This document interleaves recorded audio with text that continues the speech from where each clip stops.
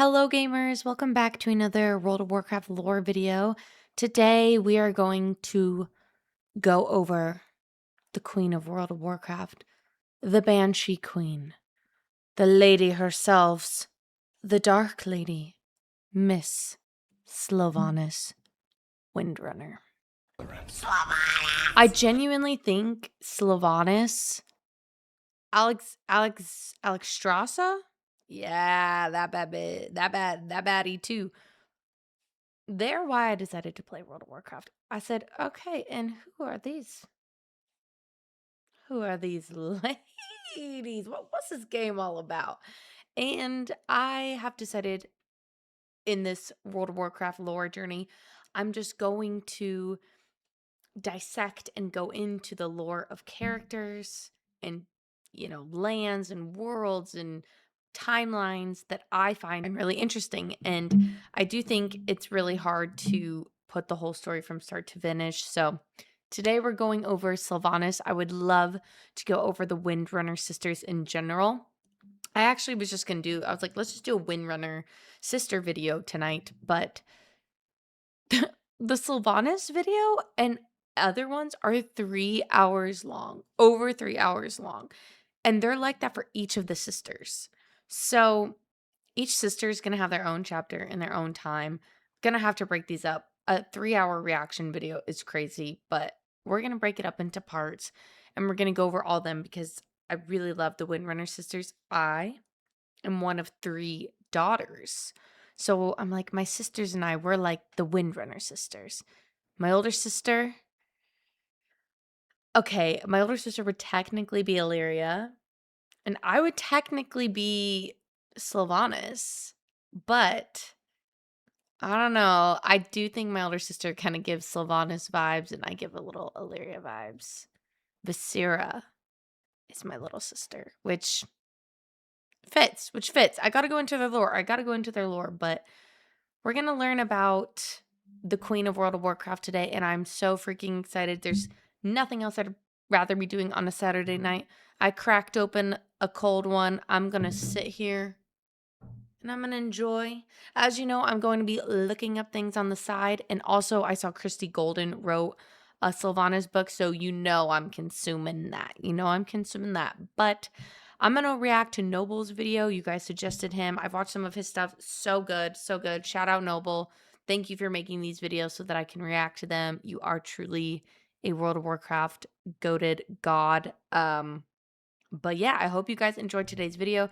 Please leave any comments down below on things I might have missed, things I need to know, things that I must understand about the war chief herself. Hello everyone.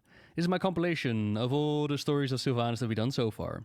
I hope you'll enjoy. Not much is known about Sylvanas before the first Horde invasion. Which used to be true, but we got a bit more family history with the Sylvanas novel, I'm reading so that. let me give you a bit of a rundown. Lord Vir of Windrunner was their father, and King Anastarion's most trusted advisor. Larissa Windrunner was their mother, Larissa. Ranger General of Silvermoon as her mother before her mother before her, as the Windrunner lineage holds the line. Okay, girl Illyria power. Windrunner, eldest and named after Larissa's mother, who was supposed to take up the title of Ranger General, but life, as we know, it took her in a different direction.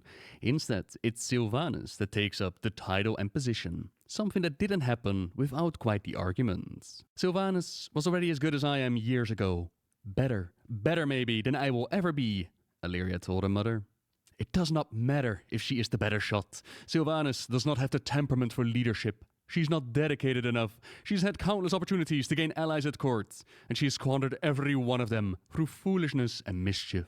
Now you grasp at straws, mother. She has Halderan and Lorfmar on her side. Many of the Farstriders appreciate her distaste for formalities and pretense, and cannot think of a single challenge Sylvanas has faced but not met.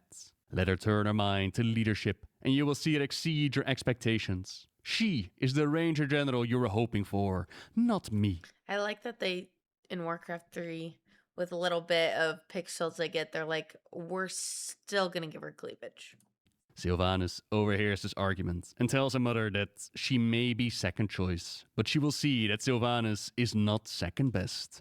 The part about Sylvanas being a better shot, that has to do with helping Illyria during her trial, or at least in Sylvanas' mind, she was trying to help, she was trying to save the day.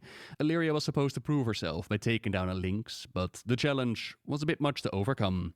Sylvanas tracks her down, interrupts the test, and takes the kill. And while she did save Illyria's life, she also ruined the test, so she thought that she was helping. In a similar case, there was Lirav. Lirav, her brother, was singing and performing at court, and people were making fun of him. So Sylvanas thought that she was going to save him, that she was going to help him out by poisoning some drinks, by pulling a prank. That's the part about her wasting opportunities to gain allies at court. Again, Sylvanas thinking that she knows what is best, that she is supposed to save everybody, a trait that we see push on further in life. True middle kid core. Youngest of the sisters. That is true middle kid core. Always thinking you're saving the day. Always thinking you're helping and making everyone feel good. And then everyone's actually just like telling you, like, hey, could you just stop? She's the peacemaker and diplomat. That's my baby sis. Their little brother, he's different from the women in his family. Oh. They are the fighters, whereas his strength comes from bringing beauty into the world with his songs and music. Right, he's working his way up the ranks to eventually become a royal musician and teach others his craft. Sylvanas wanted to make sure to keep him safe, away from the battlefield, from injuries and death. When he confided in her that he felt different from the rest of his family, that perhaps he should invest more time in training, she reassured him that he was brilliant the way that he was, that he should stick with the arts, keeping them safe. You stick with the arts there, boy. Let your sisters run the battlefield. Okay, World of Warcraft. It was a wonderful dream, but this is Warcraft after all, quite the difficult quest. They would see Illyria spread her wings and eventually join Turelion and the Alliance of Lordaeron. Before she left, their mother presented Illyria with a gift, a chain which represented her brother Lirav, keeping together 3 gemstones, a ruby, a sapphire, and an emerald. The Windrunner family unified. And wait, that's kind of interesting, because me and my sisters, we are all represented by a gem, and it's odd because, like, as people pass away in our family, we're all gifted certain gems. And it's funny because no one tells each other what our gems are, but they all collectively give us the same gems. But my older sister gets turquoise. I get all the emeralds. Okay, maybe I really am Illyria. My baby sister gets all the pearls. So not quite the same, but like, I'm just comparing the sisters to my sisters because this is why I love this story so much. Sorry. Then change and war reached their shores. The Horde had allied with the Yamani trolls and worked hard on invading elven lands. Their parents were slain in an ambush, which the Horde took great care of hiding. They pulled out their arrows, while leaving the ones of the trolls behind, trying to make it clear who was behind the attack. But one arrow was discovered and brought to their king, King Anasterion. Wait. The Horde killed the Windrunner parents? They killed the parents? Oh. No. They were killed during the Troll War, long before the modern Horde even existed. All right. Okay. Lysira Windrunner, the matriarch of the family, was ranger, trained all the daughters, died fighting the trolls on the elven borders. Got it. Okay.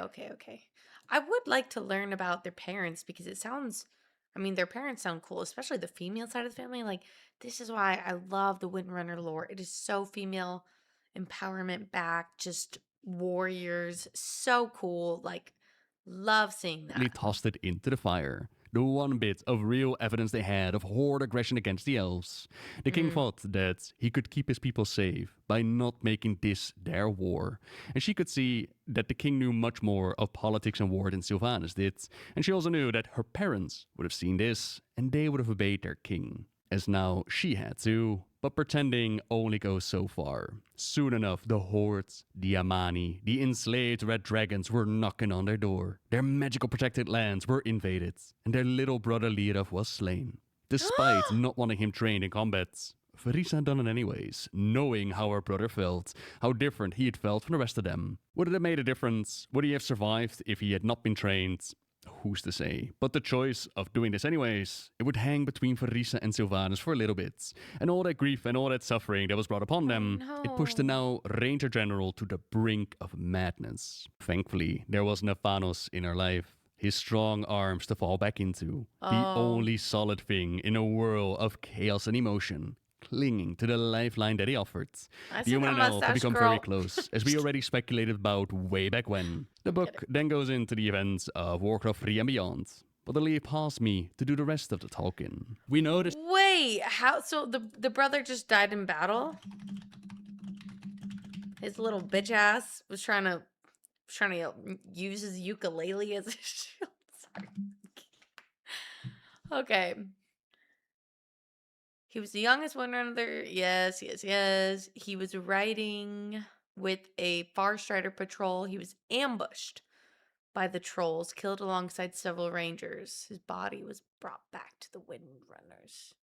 This was a huge turning point for Sylvanas emotionally because she adored him. In the book, she reflects on how the death made her feel colder, hardened, and more of a leader. So the trolls really be beefing with the Windrunners. They take out their parents and their brother.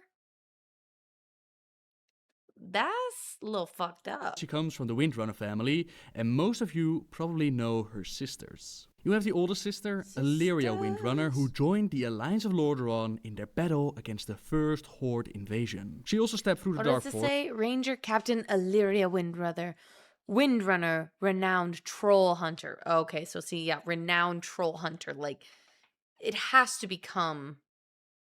How can it not become your mission to be like to the trolls when they be doing that to your family? Troll hunter of the Quel'Thalas, lead scout and intelligence agent for the Alliance expedition that marched into the Orc homeworld of Draenor, presumed deceased. Your heart flew straight as any arrow upon the wind, sister. You were the brightest of our order. You were the most beloved of our kin, Sylvanas. Okay. I want to know a little bit. So, they declare war on the trolls? Cause damn. That's my answer. So they declare war on the trolls? ... Cause damn. Pretty much the elves versus the trolls is one of the most brutal and ancient bloody feuds in all of World of Warcraft lore, and the Windrunners grew right in the middle of it. The High Elves and the Imani Trolls had been at it for thousands of years, long before the Horde and the Alliance ever even existed. The elves and the trolls were already locked in for a generational blood war. So yes, but it was declared multiple times. Okay, got it. After the Horde's second invasion to try and prevent the Horde from invading different worlds. She fell in love with the human paladin Trellian, and they made the ultimate sacrifice of closing the Dark Portal She fell in love with the paladin? Okay. on Draenor's side to prevent Azeroth from being destroyed. Many believed that the Alliance expedition was gone forever, but the Dark Portal reopened during the Burning Crusade, and we discovered that several of the members were still alive. However, Illyria and Trellian, they're still missing, and we have no idea where Sylvanas, her older sister, currently is. Now, her younger sister, Farisa Windrunner, she was sent on a secret mission to help the human mage Ronin. They would eventually assist with the liberation of the Red Dragon Queen Alexstrasza, and on their journey, Farisa and Ronin grew closer. Ronin would become the leader of the Kirin Tor. They would have 2 children together, but tragedy struck at the bombing of Fedamore. Ronin, he sacrificed himself by drawing in the mana bomb to control the explosion and save his wife. He even managed to push Jaina into a portal before the explosion hit, and his sacrifice saved many lives. Ronin's death would have a great impact on Farisa and by extension Sylvanas, but we'll get to that story later on. We're gonna cheers to my boy Ronin. That's a man. That is a man. I'm gonna go into all their lore, so I'll learn about her story, but that's a man. Now for Sylvanas, she describes herself when she was young as very vain. Okay, sorry, I'm gonna pause a lot. This Sylvanas look right here, this is more me. This is more me. Like, when she goes horde, is the purple cunty? Yes. Is this blue giving? I am just an alliance girly, you guys. I'm so sorry. I don't know what to say about it. I'm a Ravenclaw. I'm alliance. If 2 + 2 = 4. She was beautiful, even for high elf standards, and she was a very skilled hunter, the most promising one in her family. This skill, this talent, would earn her the title of Ranger General of Silvermoon. Sylvanas was actually the commander of all of Quel'Thuz's military forces, and like I mentioned, the first time that she shows up in the story is during the Or is first that Horde Illyria? invasion. The Horde, by this point, had already taken Stormwind and were on their way to Wait. conquer Lordaeron. Enwin Lothar took as many Wait, of his wait, people. wait.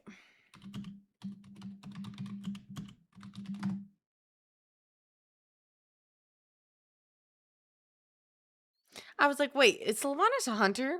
It says, yes, Sylvanas was a hunter in World of Warcraft world, but not in the WoW class sense. She was a ranger captain. Okay.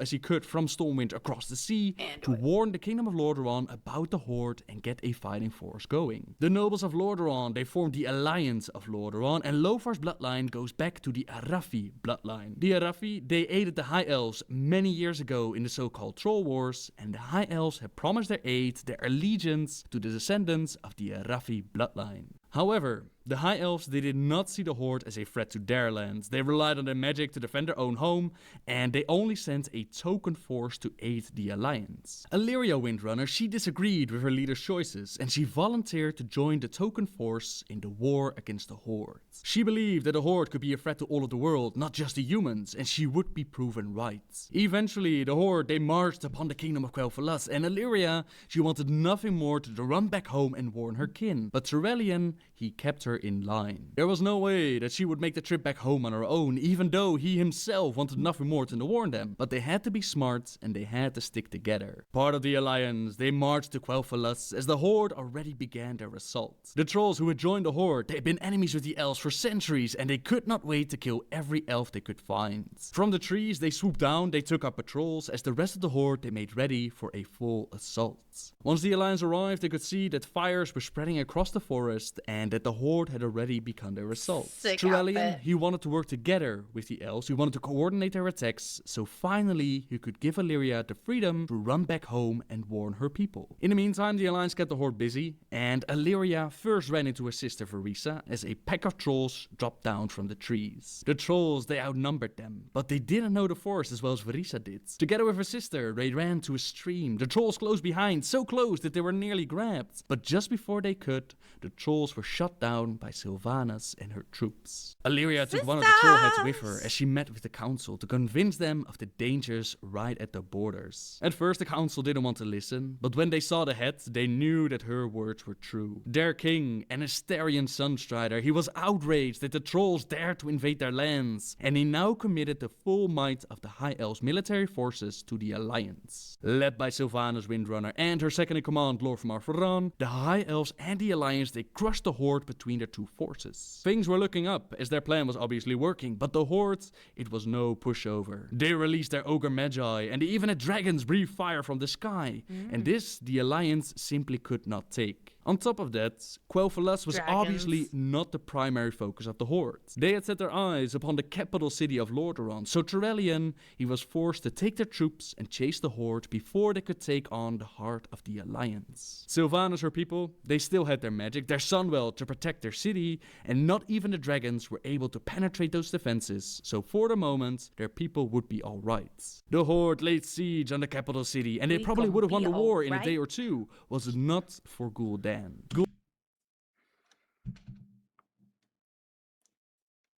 Okay, true story. I was taking a shower earlier and I knew I was going to record this video. And I genuinely was just thinking, and I'm like, who's a character that's like just stuck with me through this lore journey? And it's Gul'dan.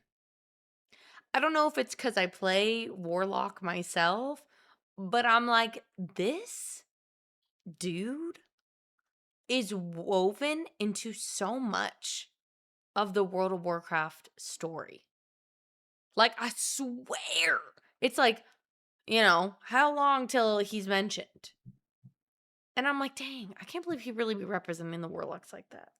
Gul'dan felt no allegiance to the Horde. All he cared about was getting more power for himself, and he knew that there was power to be found at the depths of the ocean. He split his forces away from the Horde, which forced Doomhammer to send his own troops after Gul'dan to take revenge upon this traitor. In the meantime, the Alliance had also cut off the Horde's route of reinforcements, and Trevelyan, Sylvanas, Illyria, Lor'Vemar, all of them were assaulting the Horde as they tried to take the city. All in all, things were simply not looking good, and Doomhammer had to retreat all the way back to Blackrock Mountain. The Alliance, they followed the bulk of the Horde as the High Elves made sure to clean their forest of any invading forces. Not a lot of details are given about this fight, but we do know that Sylvanas, she lost a lot of her people to the Horde's invasion and a lot of her own family, including her little brother Lyra. Upon finding this out, Illyria went off the deep end for quite some time as she saw how much damage the Horde had done to her people, and she devoted herself to killing every single orc that she could get her hands on. Sylvanas, she had her own forces to lead as they cleaned up their lands, and due to their allegiance with the Alliance, she allowed a human to join the ranks of her Farstriders. Nathanos Maris became the first and last of the human Ranger Lords, despite Sylvanas' her people objecting against this. Sylvanas didn't care what the people said, not even Kilfa's Sunstrider was able to force her to send Nathanos away,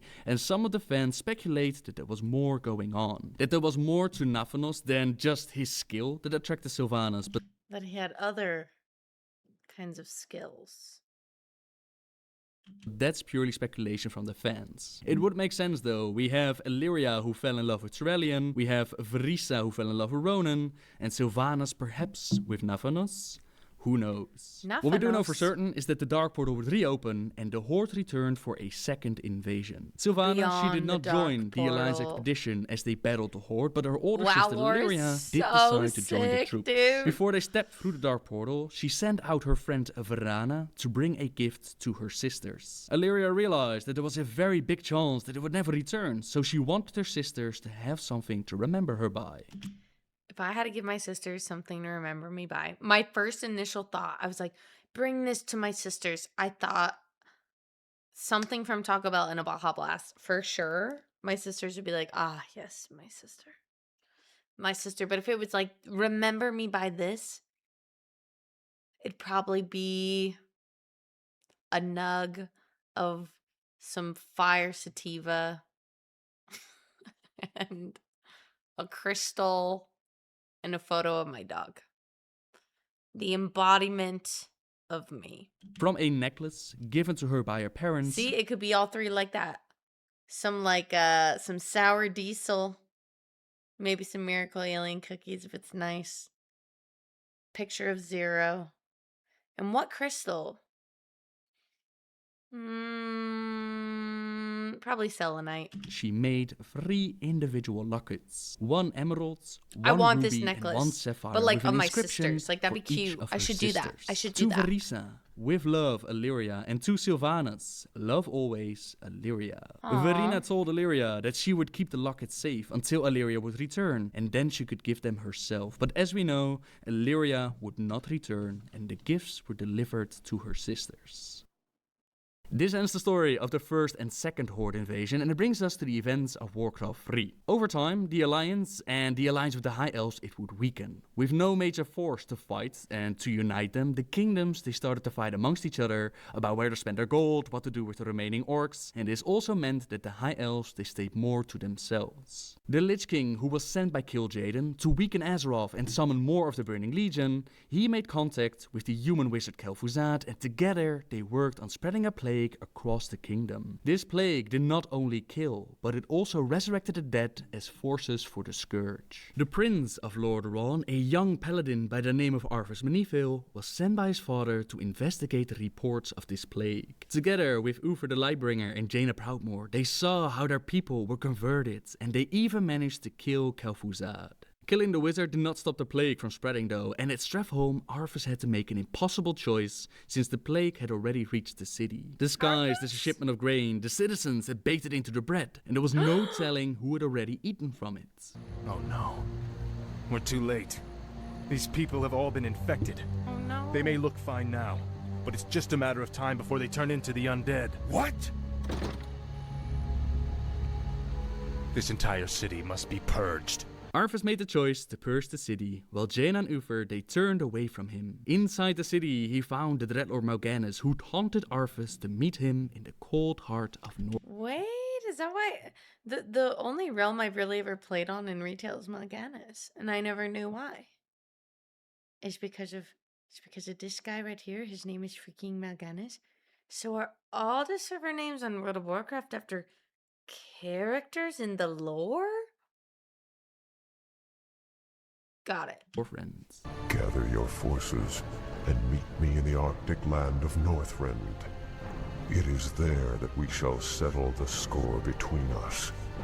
It is there that your true destiny will unfold. I'll hunt you to the ends of the earth if I have to. Do you hear me? To the ends of the earth!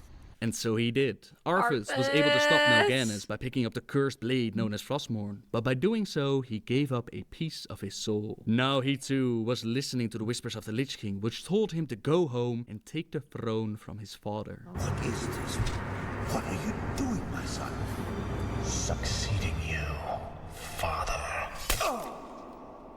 Now the kingdom was truly lost, and Arthas destroyed in days what his father had tried to build in years. His next mission was to reclaim the remains of Kel'Thuzad and resurrect him as a lich. To do this, they would need an incredibly powerful source of power, and lucky for them, they could find such a power in Quel'Thalas, namely the Sunwell. The Sunwell! Sylvanas received reports from his scouts that the undead were marching, and naturally the High Elves they had heard rumors about the plague spreading across the human lands, but they had thought that they would be safe in their own city. Quel'Thalas had been able to stand against trolls, against orcs and even dragons. Surely this new threat wouldn't be a problem. They had made this mistake before, only this time the mistake would cost them dearly. You are not welcome here. I am Sylvanas Windrunner, Ranger General of Silvermoon. I advise you to turn back now. It is you who should turn back, Sylvanas. Death itself has come to your land. Do your worst.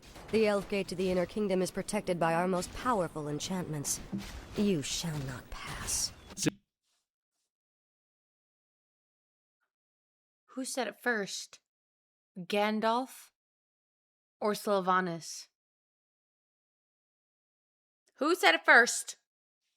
Sylvanas met Arthas on the field of battle as he tried to defend the first gate, but the might of the Scourge was incredible. Every slain enemy, Arthas simply raised back to life, and her fallen forces were either converted into the Scourge or their dead bodies used as ammunition to throw at her. Reluctantly, Sylvanas gave the order to fall back to their second gate, an order she had never imagined she would have to give.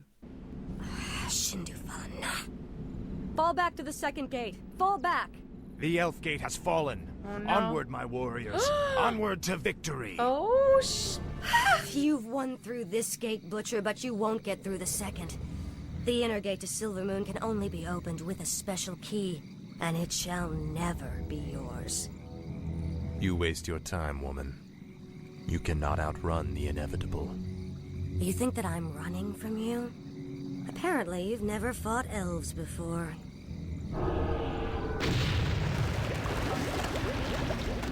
Damn that woman! We must find a way to cross the river. The kingdom of Quel'Thalas had always been well defended by magic, but a traitor from within, Darkan Drafir, had told Arthas about the Key of Three Moons and how to break through the magical defenses. Blowing up the bridge had bought Sylvanas some precious time to warn her people, but it did not stop the Scourge. Arthas filled the water with enough corpses to create a bridge, which allows his troops to move further. Sylvanas, she knew. I'm sorry. What did that just say? Arthas filled the water with corpses to create a bridge to which his troops to move.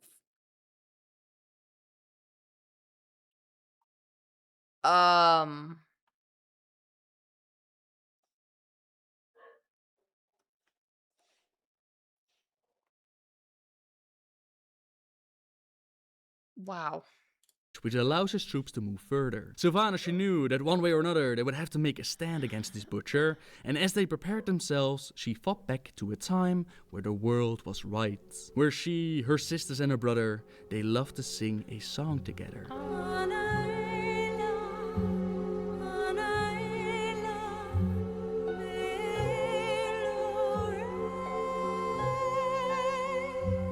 By the light of the sun, high elves, her enemies are breaking through. I salute your bravery, elf, but the chase is over. Then I'll make my stand here, Butcher. Anara la Balore.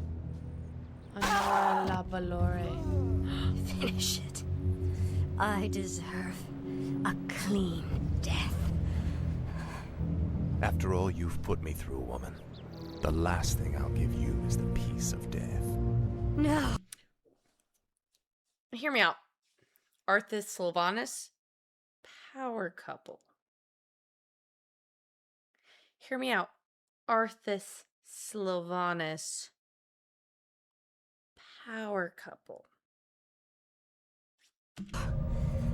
You wouldn't dare.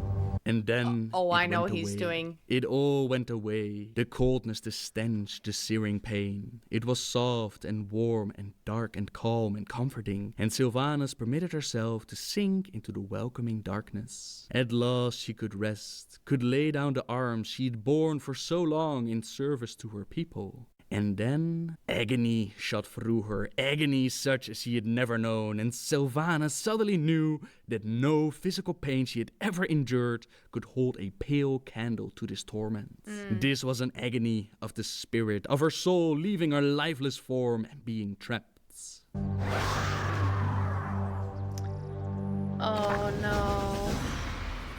Why have I been summoned? Arthas denied Sylvanas the peace of the afterlife. He ripped her soul out of her body, turned her into a banshee under his full control, and he kept her body locked away in a chest just for a little bit of extra torment. Sylvanas was forced to watch in horror as Arthas took down her city and killed her king. An Astarian Suntrider, he tried to defend his people, but he was over 3,000 years old, and he was no match for the might of Frostmourne. Sylvanas, she had screamed before when Arthas had tortured her, but now she let out a scream like none she had ever before. The pain and agony of watching her people fall poured out of her, and against her will she did even more damage to her people. Her banshee scream scattered armor and made her people bleed out of their ears and die. Arthas had succeeded in his mission, and he claimed the Sunwell. Citizens of Silvermoon. Wait. So Arthas takes over because of Sylvanas' scream? Hold on.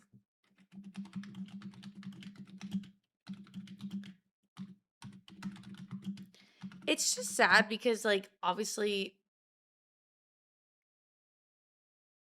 Arthas, the Lich King, none of this is, everyone's being controlled.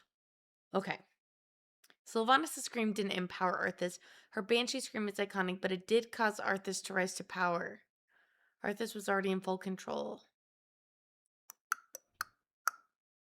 No, I know that. Yeah. The famous. Her Banshee scream is a power she gained after Arthas destroyed her body. Arthas gained power from Frostmourne. Right. So what did her scream do? It shattered the undead minds, mind controlled the lesser undead, terrified the living. Can break magical bindings, help her break free from the Lich King later. Dang. Given you ample opportunities to surrender, but you have stubbornly refused. Know that today, your entire race and your ancient heritage will end. Death itself has come to claim the high home of the elves.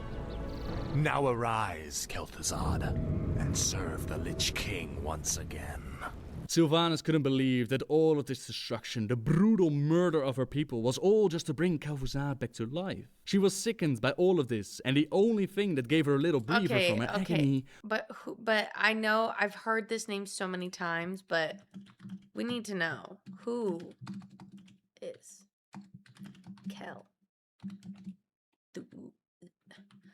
Kel'Thuzad? is one of the most important necromancers in all of Warcraft lore, and is a huge piece of Sylvanas' story. He started as a brilliant human mage, but he became obsessed with forbidden magic. He became fascinated with necromancy, immortality, dark rituals, communicating with mysterious beings. Sounds like me. Eventually he heard the whispers of the Lich King, and that's where everything changed. He became the first servant of the Lich King. He pledged himself and became the founder of the Cult of the Damned, the master behind the plague, the right-hand advisor to Arthas. Oh, so he's the Joseph Goebbels. He's the Joseph Goebbels to Arthas. Got it. Here's where his timeline is. In some form, was once a respected mage, became obsessed with dark magic. Got it. Okay, got it. Was to see how Darkhan was foolish enough to try and betray Arthas as he had betrayed his people. Arthas showed no mercy, and he took Darkhan's life just as he had taken Sylvanas her life. Now Kil'jaeden's plan of sending the Lich King to Azeroth was to bring the Legion for a new invasion. Kel'Thuzad was put on the task of summoning Archimonde, and he actually succeeded in bringing this powerful demon to our world. Good demon. You have done well, little Lich. Little My Lich? plan worked perfectly. That's cute. Lord Little Archimonde, Lich. all the preparations have been made. Very well, Tychondrius. Since the Lich King is of no further use to me, you Dreadlords will now command the Scourge. As you wish, Lord Archimonde. Soon, I will order the invasion to begin. But first, I will make an example of these paltry wizards by crushing their city into the ashes of history.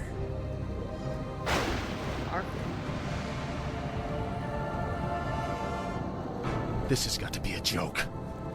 What happens to us now? Be patient, young Death Knight. The Lich King foresaw this as well. You may yet have a part to play in his grand design. The Lich King, he did not work willingly for Kil'jaeden. In secret, he worked on his own plans of undermining the Legion, and he had Arthas point Illidan towards the skull of Gul'dan. This skull would give Illidan the power needed to take out the powerful Dreadlord known as Tychondrius, and by extension give the Night Elves, the humans and the Orcs the opportunity to defeat Archimonde. This meant that the Legion invasion was prevented, but the other Dreadlords left in command of the Scourge, they did not know about this. Arthas... Okay, also, like, all these cutscenes of Warcraft 3, it looks so cool. I fear I need to go back and play it. It was kind of fun. It looks sick. It looks sick for how old it is. It looks cool. Maybe I only think it's cool because I'm, like, really care about the story, but I'm kind of like, why is Warcraft 3 looking kind of... Saw how Archimonde fell at the battle for Mount Hyjal, and he quickly made his way back to his kingdom. What? Who could possibly... Oh. Greetings, Dreadlords. I should thank... Arthas, sup, Dreadlords. Arthas pulls up, sup, Dreadlords. Thank you for looking after my kingdom during my absence. However, I won't be requiring your services any longer. Peace out, beach Prince Arthas. Yeah, that's this right. land is ours. Nah, bruh. The Scourge belongs to the Legion. Think again. Not anymore, demon. Your masters have been defeated. The Legion is undone. Your deaths will complete the circle. Never. This isn't over, human. Uh-oh. We knew you would return to us, Prince Arthas. I have returned, Lich, but you will now address me as king. This is, after all, my land. But what King Arthas didn't count on was that the Lich King's powers were draining. Casting out Frostmourne had created a crack in the ice, and Illidan's attempt at trying to destroy Icecrown from a distance had made this crack bigger. The Lich King informed Arthas that danger was approaching and that he quickly had to come back to Northrend to merge with him, so Arthas prepared for the journey. With his powers diminished, Sylvanas found that her will was her own again. She no longer heard the whispers of the Lich King in her mind, and the time of vengeance was upon her. She met with the Dreadlords, and they made their plans to overthrow the king. Okay. Sylvanas, we are pleased that you came. How could I not? For some reason, I no longer hear the Lich King's voice in my head. My will is my own. Okay, I feel like they just said it, but like, why did Sylvanas? Oh, okay. Sorry, they just said that. So Sylvanas stopped hearing the Lich King's-ness because of the crack that started happening, and that's why Arthas has to go back to the actual Lich King and like give himself up. So there was like a moment. There's a moment in the breaking of the control. Got it. I hope. Dreadlords seem to know why. Okay. We've discovered that the Lich King is losing his power. As it wanes, so too does his ability to command undead such as you. Right. And what of King Arthas? What about his powers? Though his rune-blade Frostmourne carries powerful enchantments, Arthas's own powers will fade in time. It is inevitable. You seek to overthrow him, and you want my help to do it. The Legion may be defeated, but we are the Nathrazim. We'll not let some upstart human get the best of us. Arthas must fall. The Lich Kel'Thuzad is far too loyal to betray his master. But you, on the other hand... Hate him. I have my own reasons for seeking vengeance. Arthas murdered my people and turned me into this monstrosity. I may take part in your bloody coup, but I will do so in my own way. We have no time for this. We must find our way out quickly.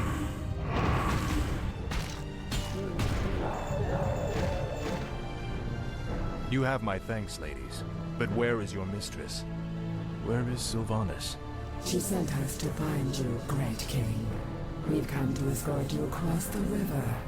Once we cross it, we'll take refuge in the wilderness.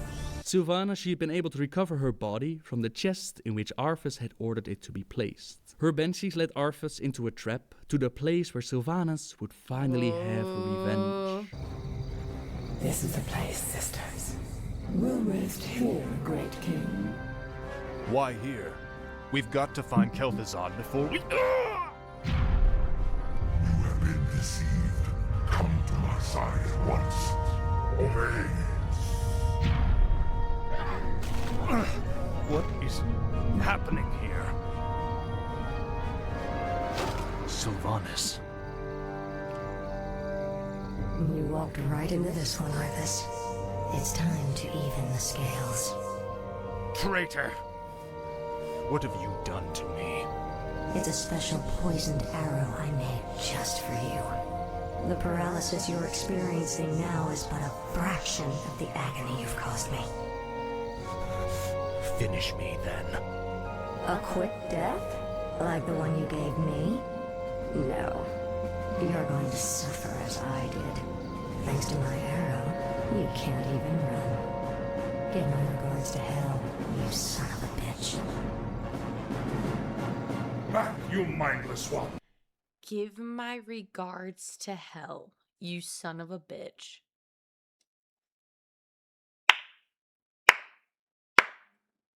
Sylvanas, the woman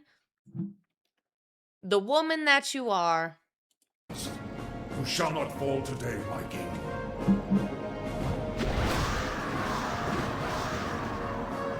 This isn't over, Arthas.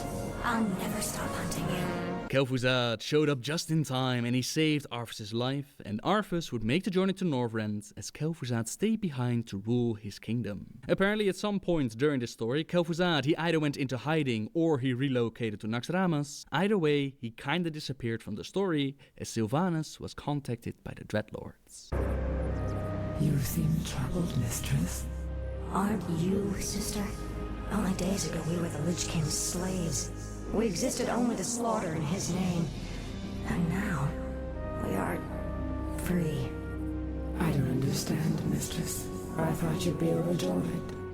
What joy is there in this curse? We are still undead, sister. Still monstrosities. What are we if not slaves to this torment?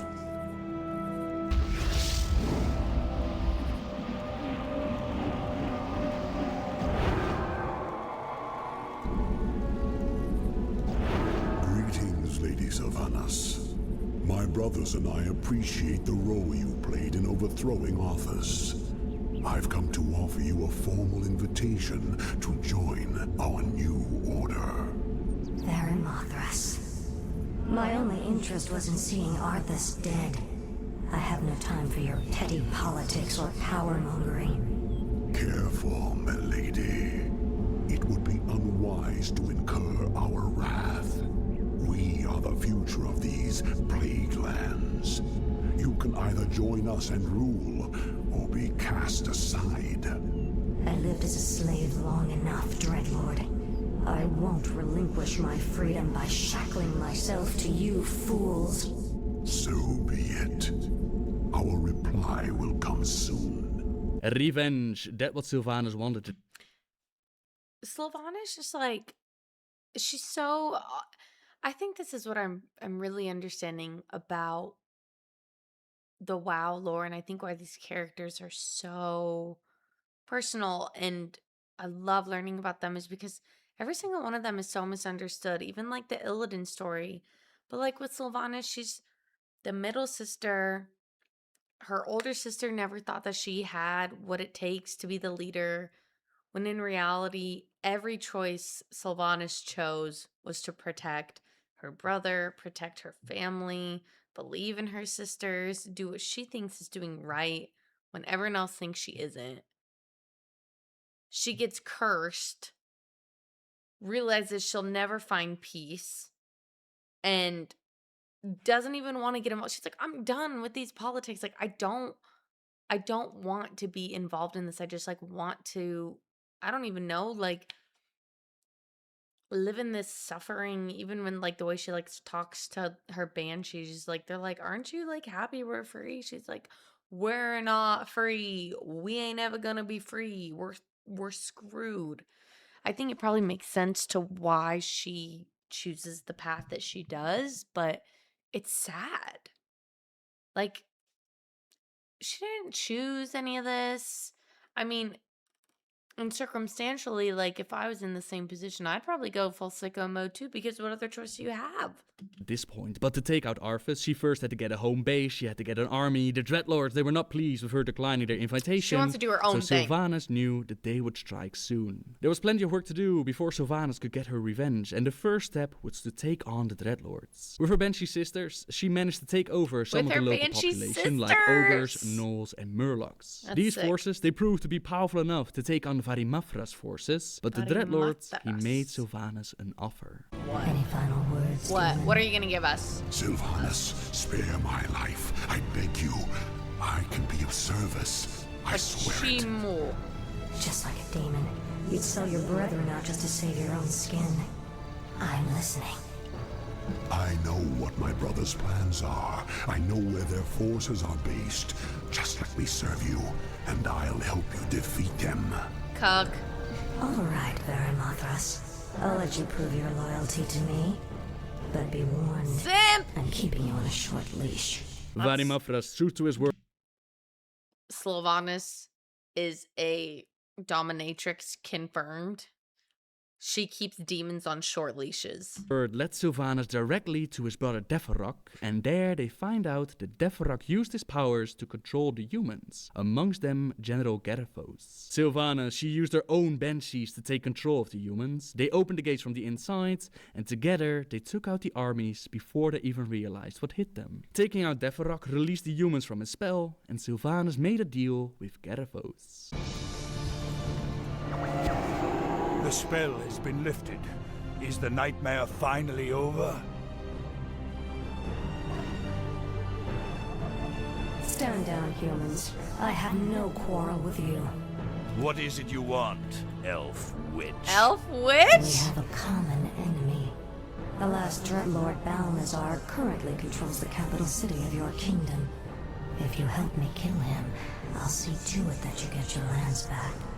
Why should we trust you? You're part of the scourge that drove us out in the first place. Not anymore. My only interest here is vengeance. Very well.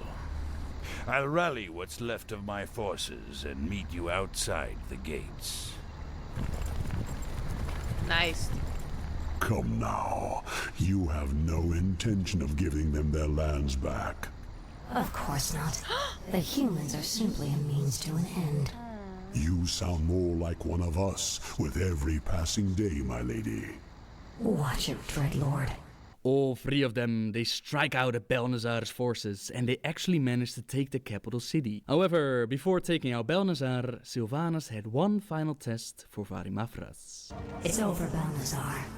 Varamithras. Yes, my lady. Kill him.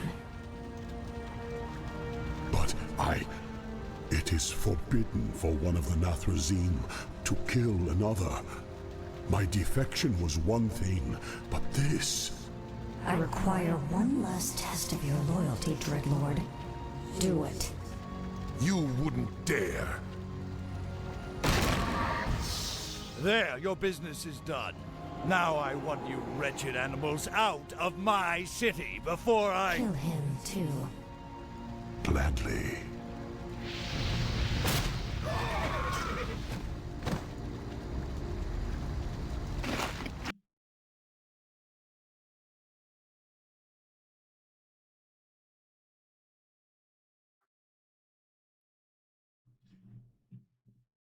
Evil.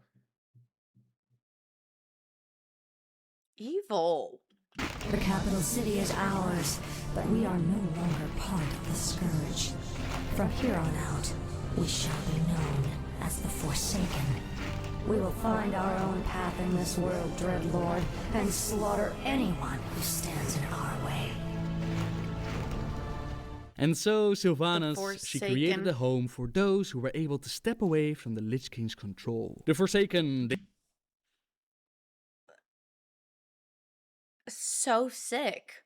Halloween baddie goddess, but I was just mad at her right there. Like, why?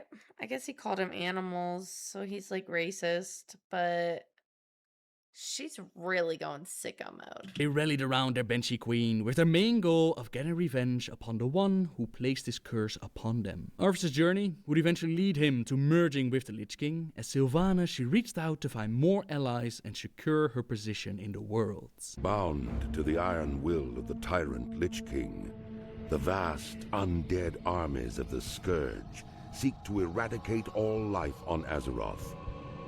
Led by the Banshee Sylvanas Windrunner, a group of renegades broke away from the Scourge and freed themselves of the Lich King's domination. Known by some as the Forsaken, this group fights a constant battle, not only to retain its freedom from the Scourge, but also to slaughter those who would hunt them as monsters. With Sylvanas as their Banshee Queen, the Forsaken have built a dark stronghold beneath the ruins of Lordaeron's former capital city. This hidden undercity forms a sprawling labyrinth that stretches beneath the haunted woods of the Tirisfal Glades. Though the very land is cursed, the zealous humans of the Scarlet Crusade still cling to their scattered holdings, obsessed with eradicating the undead and retaking their homeland. Sylvanas and the Forsaken had but one mission. That writing, that narration. God, I love learning this stuff. This is so fun to me. Like I'm having the time. To take revenge and kill Arthas. Defeating the Dreadlords was a great step, but they would need more allies. Sylvanas, she sent out several messages trying to find some sort of allegiance, but most of the world saw them as monsters and simply wanted them dead. War Chief Thrall was convinced by Hamul Rune Totem that there was potential for redemption in Sylvanas, her people. Thrall fully realized the sinister nature of the Forsaken, but he also trusted Hamul and he allowed the Forsaken into the Horde. This did not only increase the Forsaken's chances of victory against the Lich King and anyone else who tried to take them on, like the Scarlet Crusade. So Thrall is the reason why the Forsaken becomes Horde. Okay, so yes, Thrall was the reason for the Forsaken joining the Horde, but it wasn't instant, and it wasn't because he trusted Sylvanas. The real story is very messy. Thrall didn't trust Sylvanas, but he accepted the Forsaken anyway. Sylvanas breaks free from Arthas. She gathers the undead who broke free from the Lich King's control. Their new faction is called the Forsaken. Correct. Step 2. Everyone hates him. Literally every living faction sees him as monsters, abominations, a potential threat. An Arthas 2.0 waiting to happen.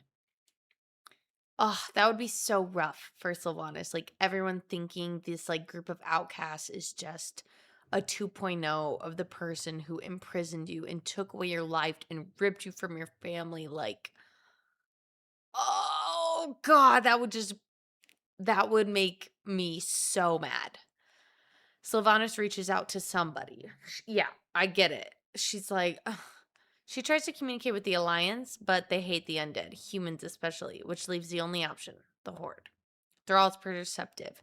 Thrall doesn't trust Sylvanas, but he believes strongly in second chances, oppressed people banding together, unity against the Scourge, and any group that rejects the Lich King deserves a chance. He sees the Forsaken as victims. Thrall makes the call. He brings Sylvanas and the Forsaken into the Horde for protection, resources, shared enemies, and strength in numbers. Okay. So the Alliance didn't hear him out at all. I get it. I'm learning.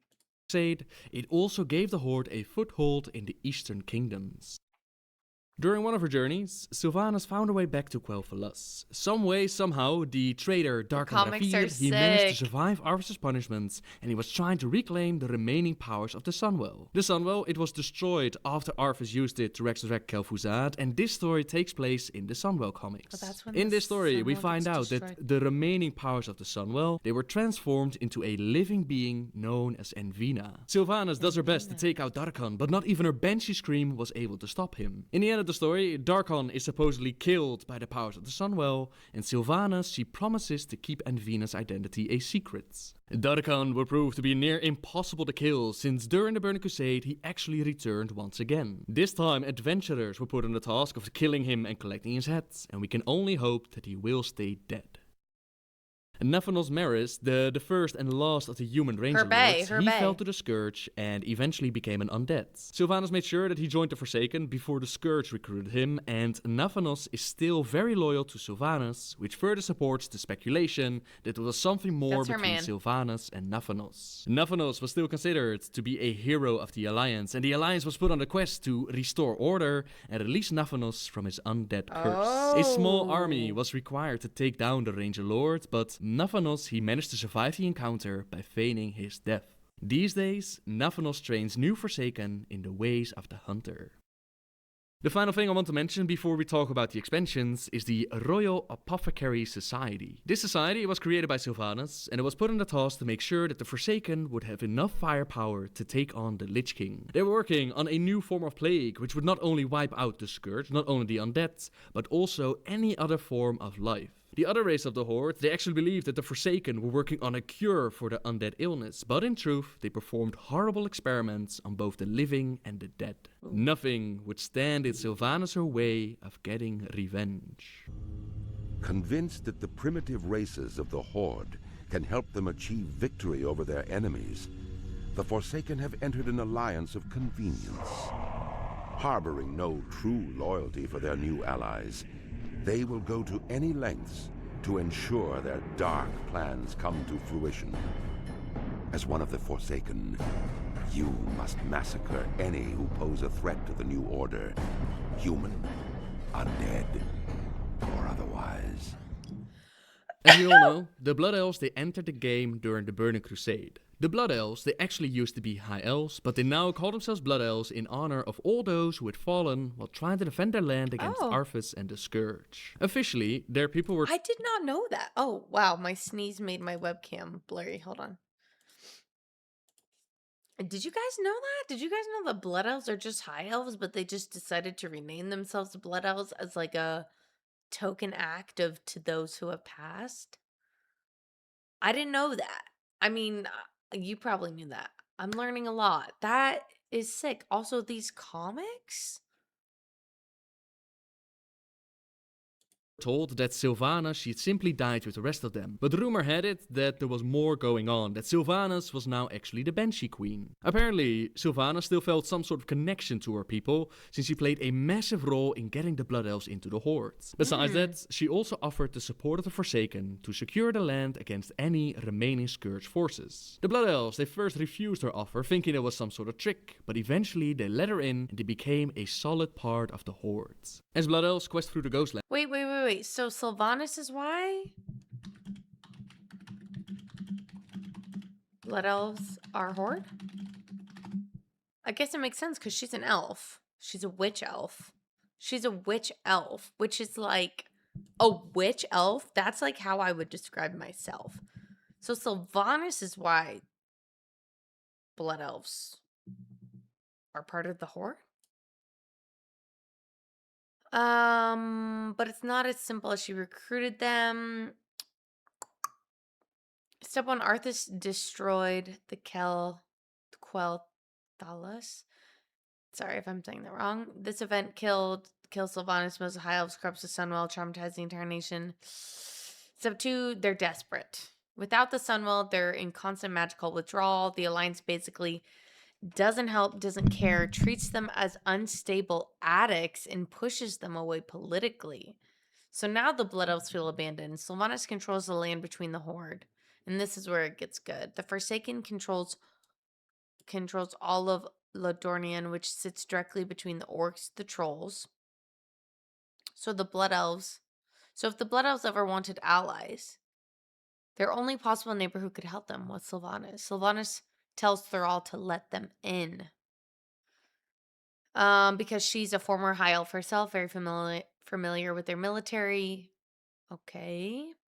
Thural agrees because the Forsaken wants allies. So yes, Sylvanas is the direct link.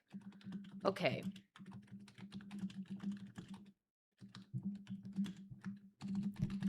I'm like, as an Alliance girly, I'm like, why did the Alliance say no? There has to be more. There has to be more why they were like, no. It says, the Alliance didn't just say no, they completely fumbled the bag.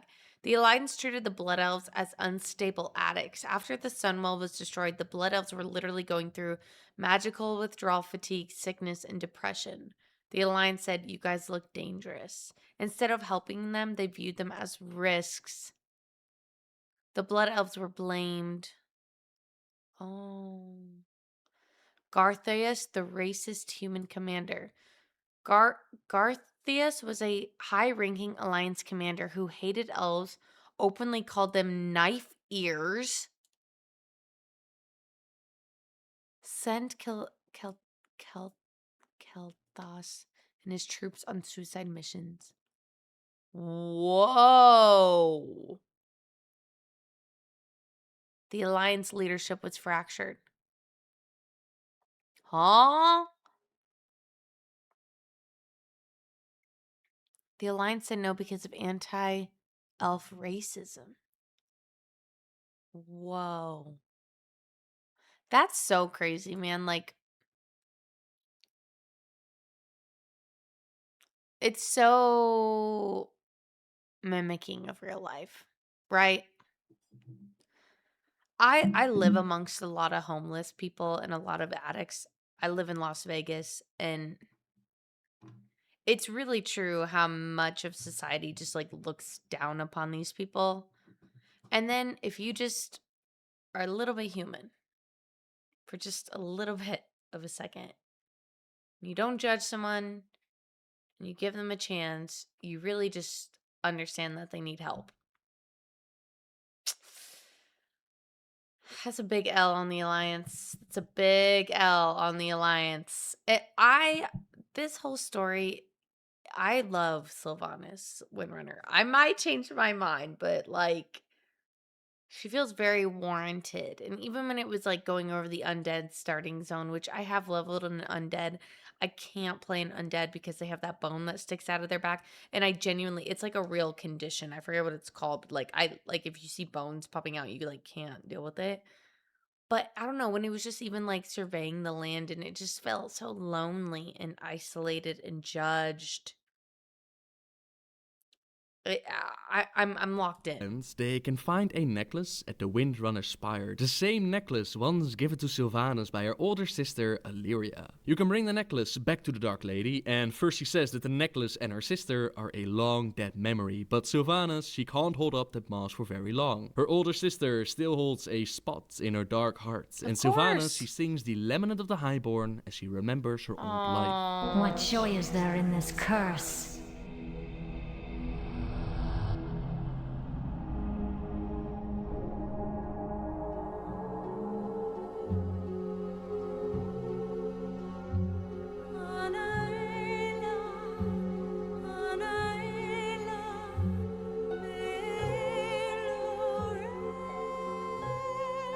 Sad.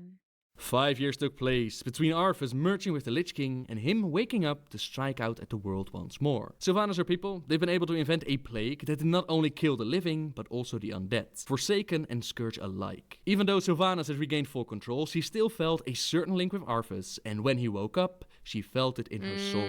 At last, Arthas, you will pay for what you have done. The humans who spawned such as you shall be slaughtered. Your scourge shall be stopped in their tracks. You will no longer be able to hide behind your armies of mindless undead puppets. And we will grace you with the same mercy and compassion you showed us. Thrall was cautious and reluctant to give the order to assault Northrend, but once the Scourge struck out at Orgrimmar, he saw no other way. Garrosh Hellscream was put in charge of leading the bulk of the Horde into Northrend, and of course, Sylvanas also joined the assault. We know how that ends. The Blood Elves, they were also reluctant to support the war against Arthas, since they just had to deal with a civil war, and Lor'themar, he did not want to send his people off to war again. Sylvanas, she made sure that they would carry their weight in the Horde, and she paid a little visit to Lor'themar. Have you forgotten who's responsible for the state of Quel'Thalas in the first place? Who is ultimately to blame? She searched his face for a reply, and when he gave none, she continued. Well, I at least have not. My vengeance will not be denied, and you will give me what I demand of you. The Sindorai Rangers and Magi, as well as the Blood Knights. We cannot spare them, Sylvanas. Her flaking lips curled into a sneer. Ooh. Then you can hide here like a beaten dog, if that is indeed your will, Lor'themar. Though if you believe anything can come from it, you are a fool. Do you think Arthas will be content to ignore you whilst you wait here and lick your wounds? Do you think I will tolerate such cowardice? I would warn you, those who do not stand with the Forsaken stand against them, and those who stand against the Forsaken will not stand long. For a while now, my people have stood guard in these lands, and it is by my hand that you have any place within the Horde. You will aid us in Northrend, or I shall cease to aid you in Quel'Thalas. Lor'themar, he had no choice, and he devoted his people to a new war. In Northrend, the bulk of the Horde, led by Garrosh, assaulted the land starting from the Borean Tundra, while Sylvanas and the Forsaken, they attacked from the Howling Fjord. Under the name of the Hand of Vengeance, they worked on perfecting the plague, while also taking the land. The campaign against the Lich King, it seemed to be going fine, the Alliance and Horde were even worked together, but at the Wrathgate, Sylvanas would be betrayed by Grand Apothecary Putris. I know this.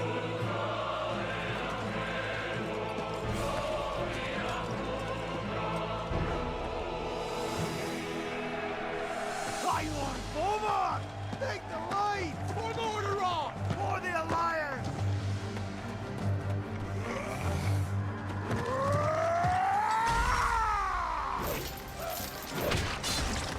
Back, you mindless wretches!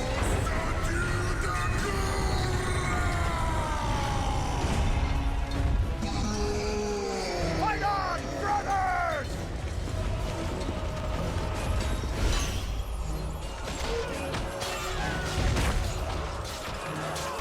Rise up, sons of the Horde! Blood and glory await us!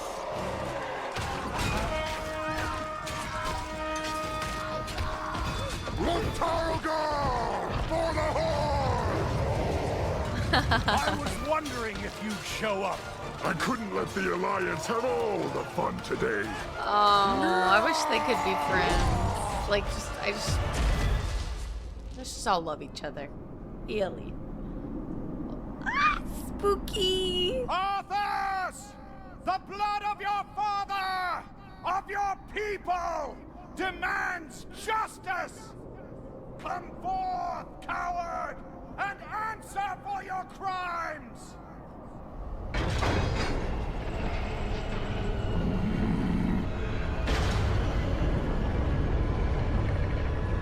drip goes crazy.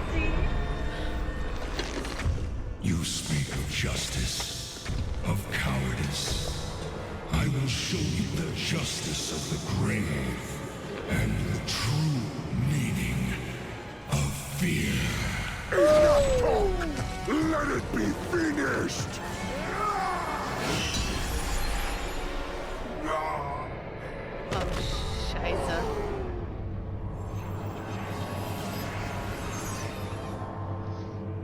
You will pay for all the lives you've stolen, traitor! Boldly stated, but there is nothing you can. Hold on, had his other plans, Brody. Did you think we had forgotten? Wait. Yeah. Did Wait, you yeah, the think Forsaken. we had forgiven? Behold now the terrible vengeance of the Forsaken. Alright, sorry, not. Death to the Scourge and death to the living!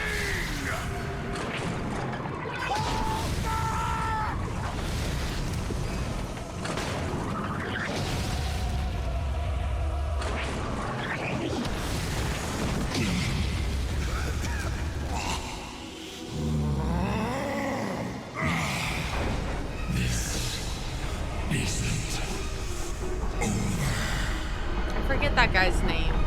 That. Him. Now, all can see. This is the hour of the Forsaken.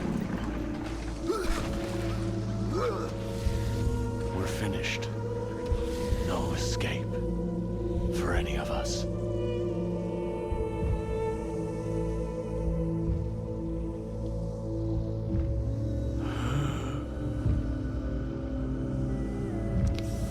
Dang.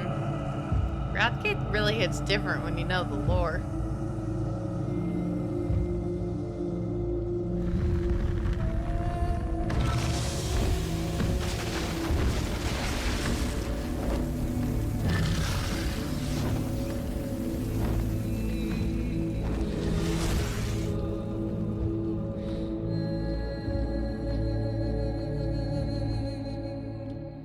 The plague she and her people had worked on for years had fallen into the wrong hands, and Putris used the plague against the Scourge, the Alliance, and even the Hordes. Varimafras and Putris, they worked together in overthrowing their queen, and they took the Undercity right beneath her nose. This meant that Sylvanas, she had to secure her home base before she would be able to deal with Arthas. Together with Thrall, Vol'jin, and several members of the Horde, they charged into the Undercity, and they took on Varimafras, who was busy trying to summon something into Azeroth. Welcome to my kingdom of darkness.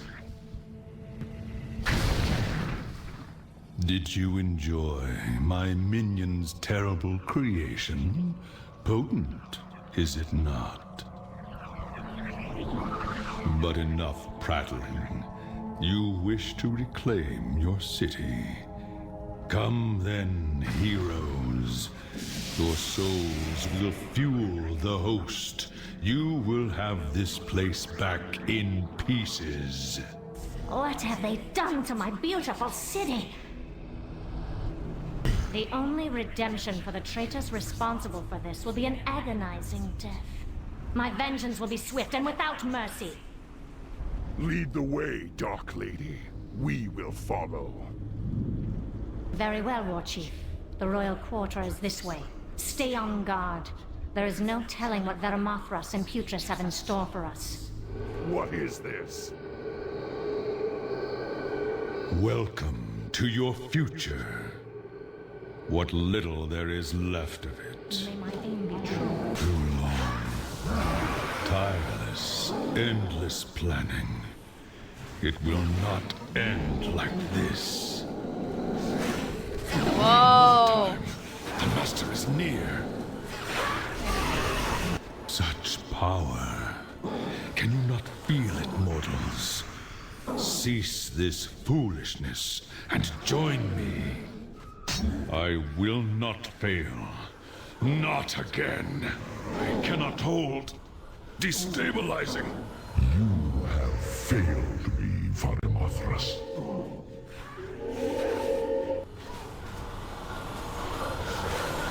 1,000 pardons, Master. I will deal with these intruders myself. The voice files that you hear while fighting Varimafras, they are named after Sargeras, so it seems likely that the Dreadlord, he never truly gave up his connection to the Legion, and he was trying to summon Sargeras into Azeroth.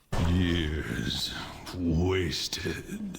The Alliance, they were also struck by this betrayal, and they had their own reasons for assaulting the Undercity. They took on Putris, and at the end, Varian and Thrall, they nearly went at each other. Jaina, she was able to teleport Varian and the Alliance away from the city before more damage was done. Thrall gave the Undercity back to Sylvanas, but he had learned his lesson. He left behind several of his Korkron to guard the city, while also keeping an eye on the Dark Lady to make sure that something like the Wrath Gates would never happen again. Undercity was secure once more, so it was time for Sylvanas to make her way to Northrend and confront the Lich King. Together with Horde adventurers, she made her way into the frozen halls deep inside Icecrown Citadel. The Argent Crusade and the Knights of the Ebon Blade have assaulted the gates of the Icecrown Citadel and are preparing for a massive attack upon the Scourge. Our mission is a bit more subtle, but equally as important. With the attention of the Lich King turned towards the front gate, we'll be working our way through the side, in search of information that will enable us to defeat him, once and for all. Our scouts have reported that the Lich King has a private chamber outside of the Frozen Throne, deep within a place called the Halls of Reflection. That is our target, champions. We will cut a swath of destruction through this cursed place, and find a way to enter the Halls of Reflection. If there is anything of value to be found here, it will be found in the halls. The Dark Lady watches over you. Make haste. Soldiers of the Horde, attack! Your last waking memory will be of agonizing pain.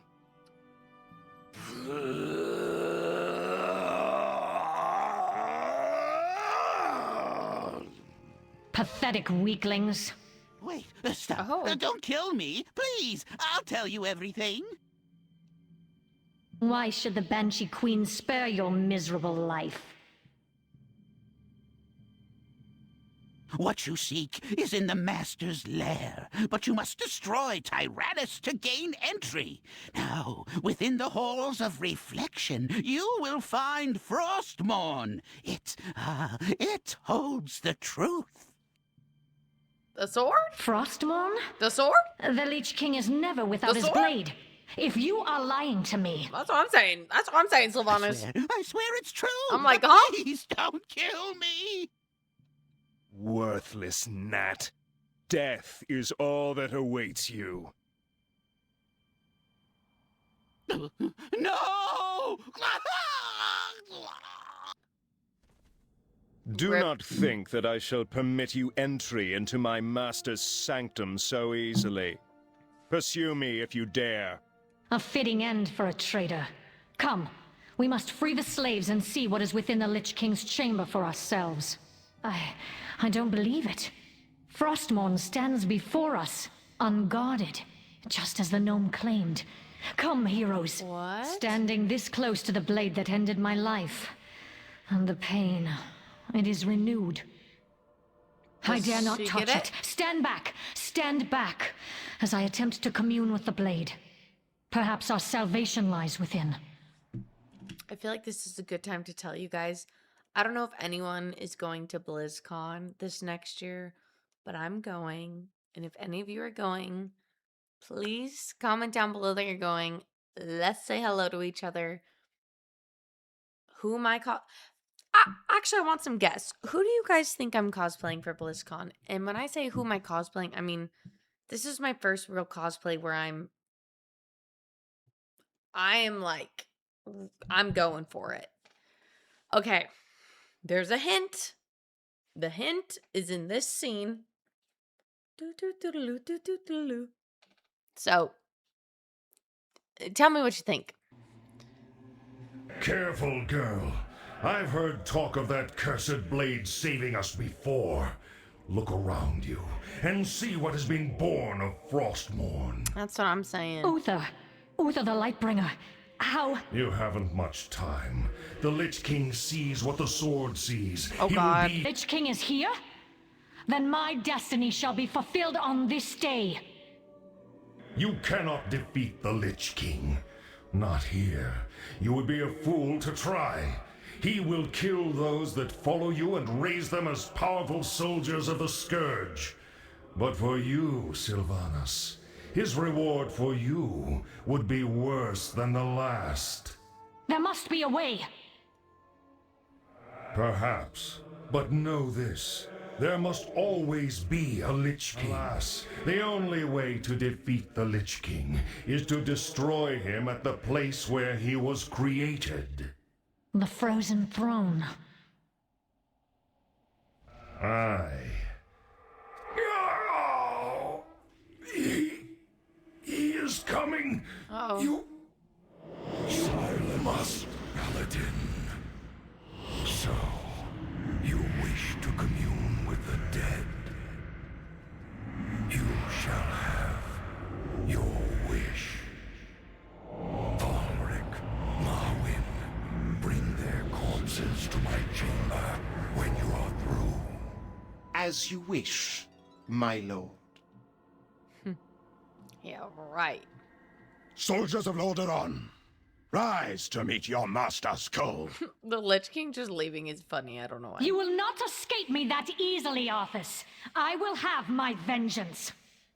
I will not make the same mistake again, Sylvanas. This time, there will be no escape. You will all serve me in death. He's too powerful. Heroes, quickly, come to me. We must leave this place immediately. I will do what I can to hold him in place while we flee. There is no escape. Ooh, he's so scary. Death's cold embrace. Away. No wall can hold the Banshee Queen. Keep the undead at bay, heroes. I will tear this barrier down. Blasted dead end. So this is how it ends. Prepare yourselves, heroes. For today, we make our final stand. Nowhere to run. You're mine now. Fire! Fire! Sorry. Who's doing that?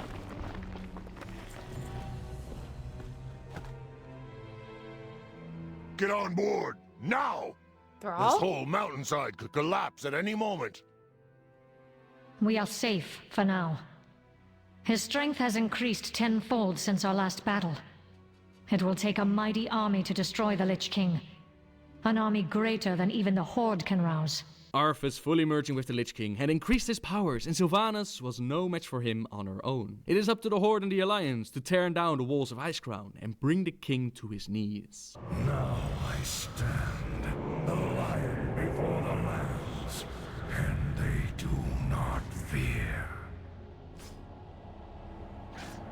They cannot fear.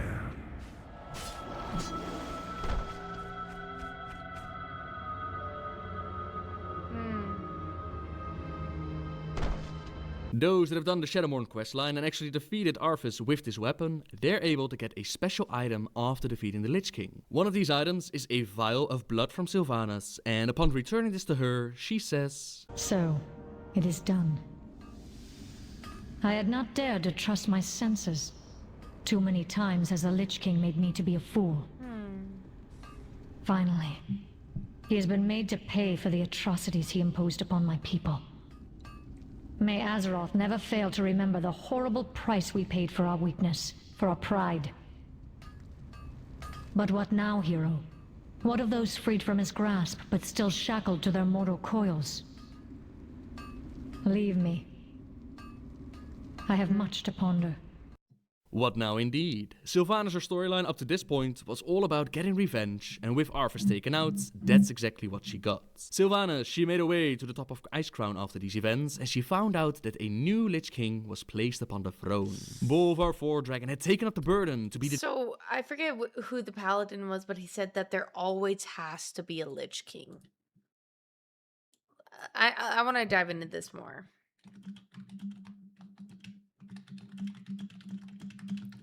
That's it was Bolvar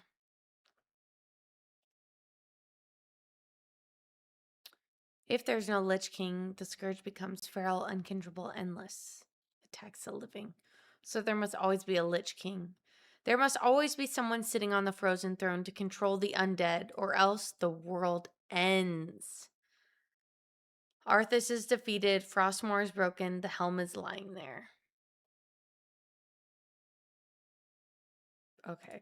Jailer of the Damned, but all of it no longer mattered to Sylvanas. None of it mattered anymore. Her undead life's goal was complete, so Sylvanas, she looked down and she saw liberation. Sylvanas, she threw herself from the top of Icecrown and she embraced the cold hands of death, but the Valkyr, they had other plans in mind for Sylvanas. They showed Sylvanas visions of her past, how she used to be and how she used to use her troops. To her, they were arrows in a quiver, shot out to accomplish her goals. They also showed her how her Forsaken were the same to her, arrows aimed at Arthas' heart. They also showed her visions of a possible future where Garrosh, he used the bulk of the Forsaken to take down Gilneas. They showed her how the Alliance retook the capital city of Lordaeron and how her people threw themselves into bonfires. Again, all of it didn't matter to Sylvanas. All she wanted was to escape this eternal torment, and she threw herself off the top of Icecrown. The Valkyr, they tried to stop her. They tried to keep her in limbo and offer her a choice. These visions were not to judge Sylvanas, but they were to show her what could happen to her people. Let them perish, Sylvanas cried. I am finished with them. The Valkyr had no choice, and they let Sylvanas go and see for herself what the afterlife had in store. Lady Sylvanas Windrunner tumbled in a freefall. Not in the physical sense. Her body had been obliterated at the foot of Icecrown Citadel. It was her spirit that tumbled, lost like a rudderless ship in a storm. How had she gotten here? She couldn't remember. Had she been killed by Arthas? Had she committed suicide? Had she been sent to judgment by the Valkyr? Time was meaningless here. Her whole life seemed not a series of events, but a single instant, a pinpoint flash of consciousness in an infinite void. She saw only darkness. And then she felt, truly felt, for the first time in a long while. She recoiled in agony. Here she was, her spirit once again feeling whole, only to feel it suffer. To feel once more, only to feel abject pain, cold, hopelessness, fear. There were others in the darkness, things she didn't recognize, because nothing so terrible could exist in the world of the living. Claws tore at her, but she had no mouth with which to scream. Eyes looked at her, but she couldn't look back. Regrets. She sensed a familiar presence, recognized it, the taunting voice that had once held her in its grasp. Arthas Menethil here? His essence rushed to her, desperate, then shrank away in horrified recognition. The boy who would be Lich King, just a scared little blonde child, reaping the aftermath of a lifetime of mistakes. If any part of Sylvanas' soul were not at that moment torn and tormented, she might have even felt, for the first time, the slightest glimmer of pity for him. In the grand landscape of all the world's suffering and all the evils of the infinite, the Lich King was insignificant. Now the others had her, surrounded her, gleeful, tormenting, tearing at her consciousness, delighting in her suffering. Horror. This was to be her eternity, the endless void, the dark, unknown realm of anguish. Hell, or at least Warcraft's version of hell, that's what waits for Sylvanas on the other side. The 9 Valkyrs, still bound to Lich King will, they came down for her and they offered her a choice. They would join Sylvanas, in exchange they would be free of Bolvar's will, and they would even take her place in hell, as they would be forever bound together. Not only would the Valkyr keep Sylvanas alive, they would also give her the power to resurrect the dead into new forces for the Forsaken. Sylvanas agreed to the pact with the Valkyr, and the first of them took her place in hell, as Sylvanas carved out a new destiny for her and the Forsaken. They would no longer simply be arrows in a quiver. Okay, hold on. Significant. Now the others had her, surrounded her, gleeful. Arthas. A familiar Lich King, just as be free of Bolvar's will, and it would even take her place in hell as they were in her suffering. Horror. This was to be her eternity. Hold on. The endless void, the dark, unknown realm of anguish. Hell, or at least Warcraft's version of hell, that's what waits for Sylvanas on the other side. The 9 Valkyrs, still bound to Lich King will. The 9 Valkyr, okay. The 9?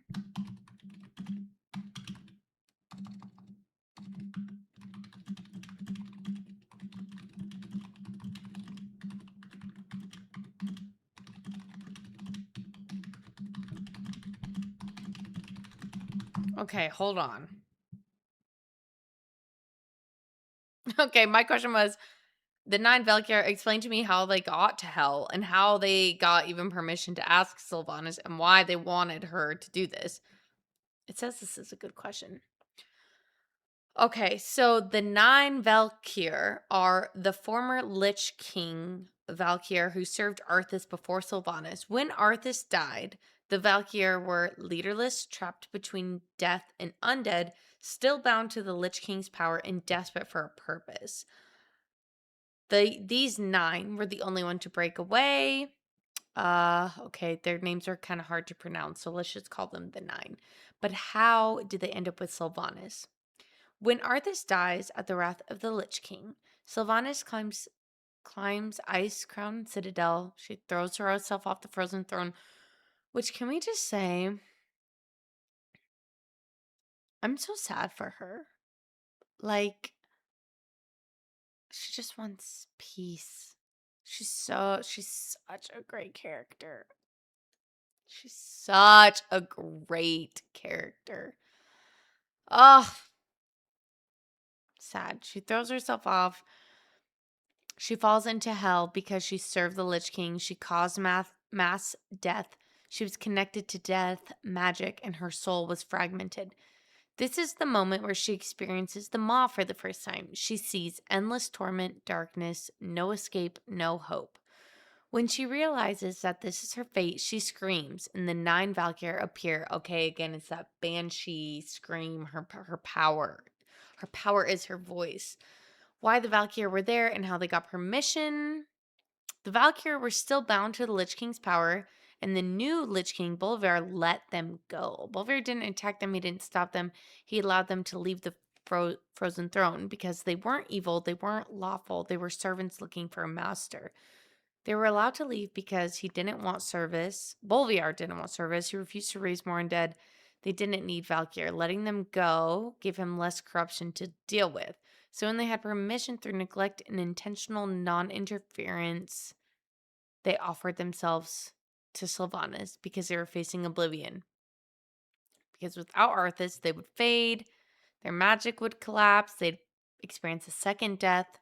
Then Sylvanas came. Someone strong, tied to death, understands death, could give them power, purpose, and could help them continue existing.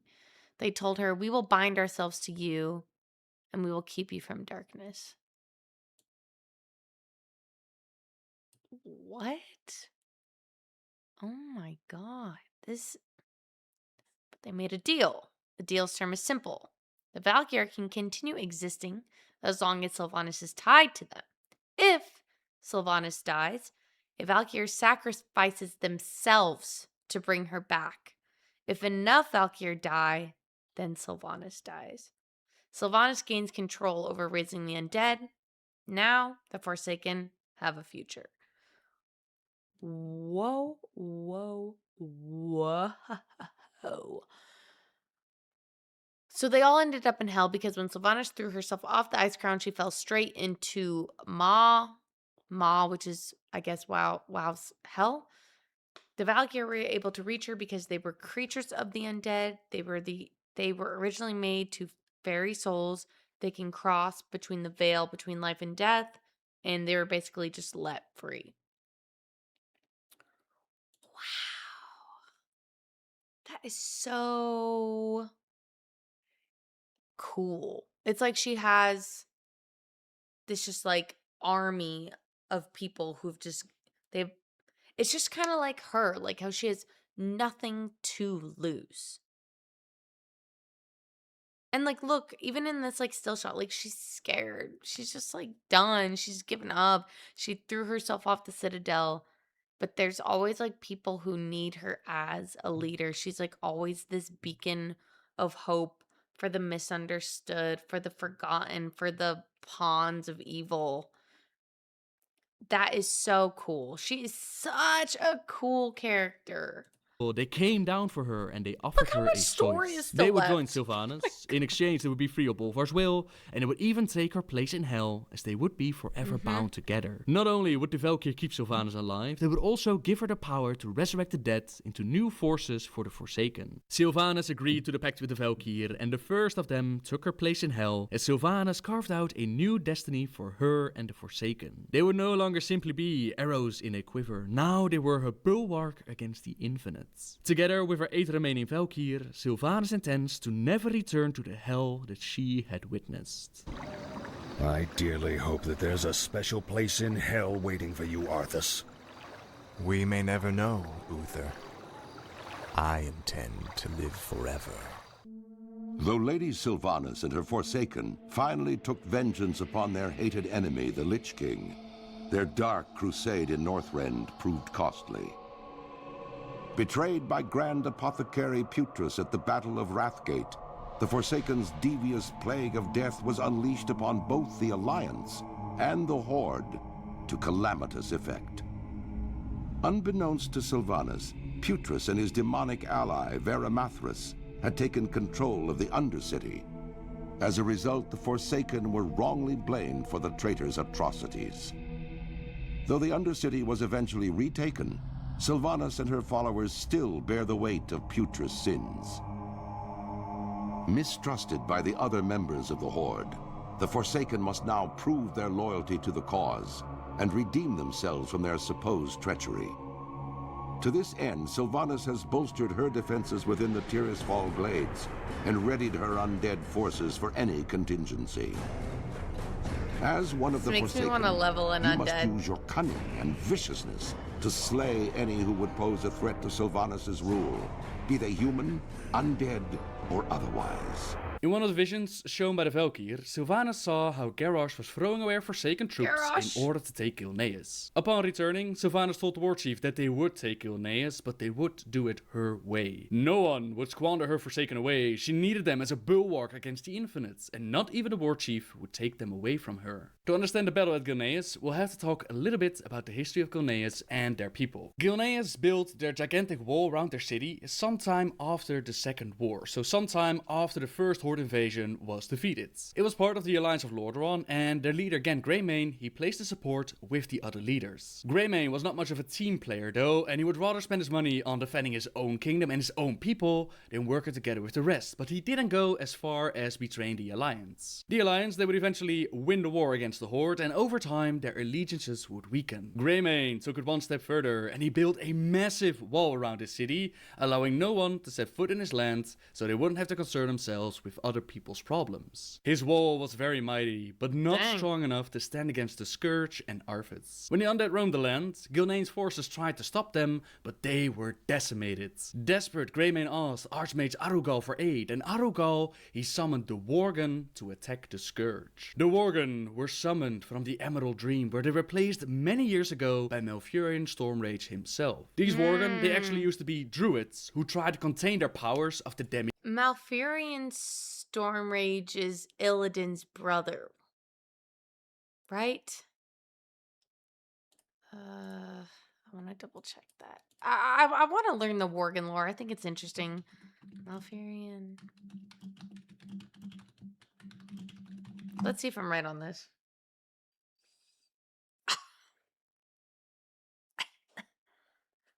I knew that. I'm learning the freaking lore.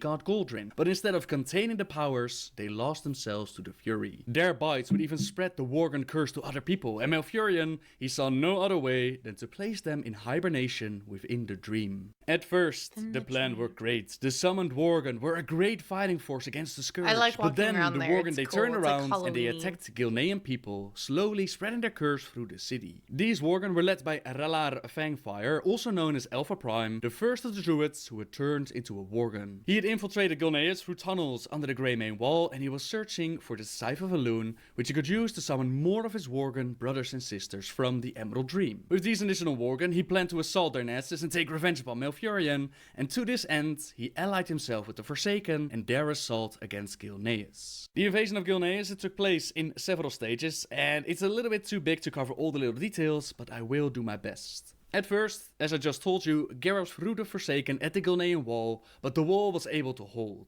Alpha Prime, he attacked the city with his Worgen, to which King Greymane allied himself with Lord Darius Crowley. Darius had led a rebellion against Greymane in the past, and he was imprisoned because of this, but Greymane, he still saw him as a friend, and the city needed his help. Together, they fought back against the Worgen assault, but Crowley, he realized that the only way for the citizens to survive would be to evacuate them all to Duskhaven. He and his forces stayed behind to keep the Worgen distracted, while Greymane and the rest of their people evacuated. Crowley's sacrifice saved many lives that Worgens day, are but at the cool. price of him becoming a Worgen himself. The royal alchemist of King again Greymane had managed to create a potion which allowed the Worgen to regain their sanity and take control over their actions, even if it was for just a little while. These liberated Worgens, they joined the Gilneans' forces, and even though Alpha Prime had taken the city, their walls were holding. And that was until the cataclysm hit the world of Azeroth. It shattered the Greymane wall and even the natural defenses around the city. This allowed the Forsaken to not only invade from the land, but they could also assault from the sea. The Worgen, there were no pushovers though, and their forces led by Prince Liam Greymane and Lord Vincent Godfrey,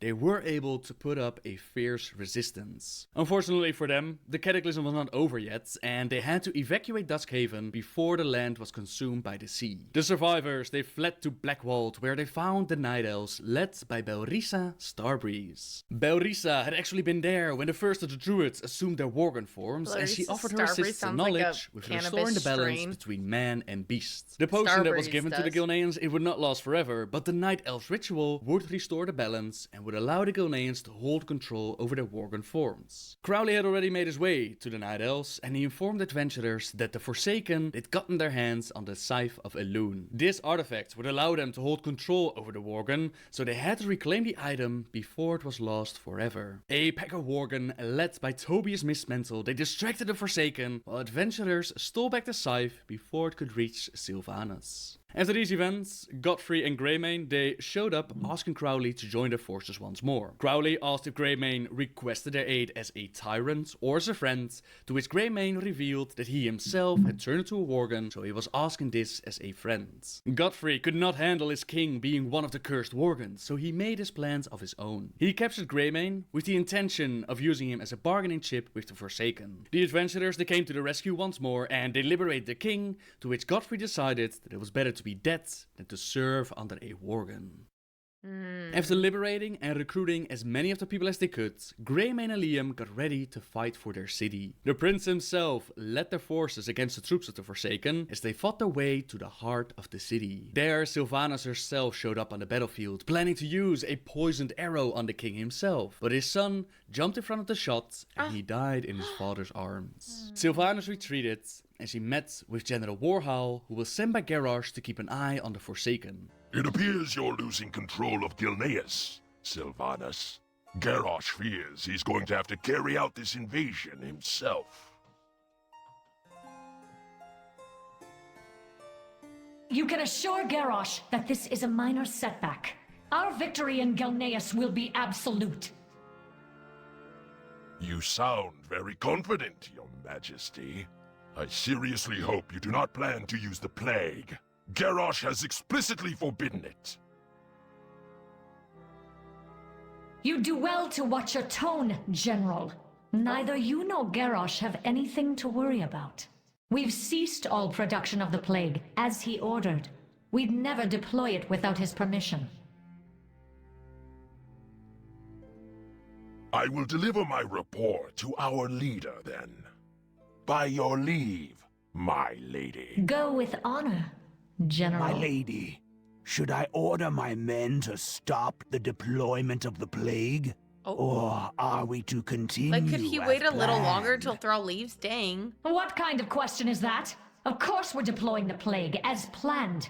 Let the Gilneans enjoy their small victory. Not even their bones will remain by tomorrow. As you wish. Tobias missed mental. He heard the entire conversation, and he made sure to evacuate the city before they would all fall to the plague. Gilneas was left in ruins, but its citizens had survived as they sailed away on boats delivered to them by the Night Elves. A new alliance was formed. They would return to fight another day, while the Gilneas Liberation Front, led by Darius Crowley, remained behind to try and retake Gilneas from the Forsaken forces. Meanwhile, Sylvanas, she presented the war chief with her new allies. Goodbye. Where is that ogre-headed buffoon?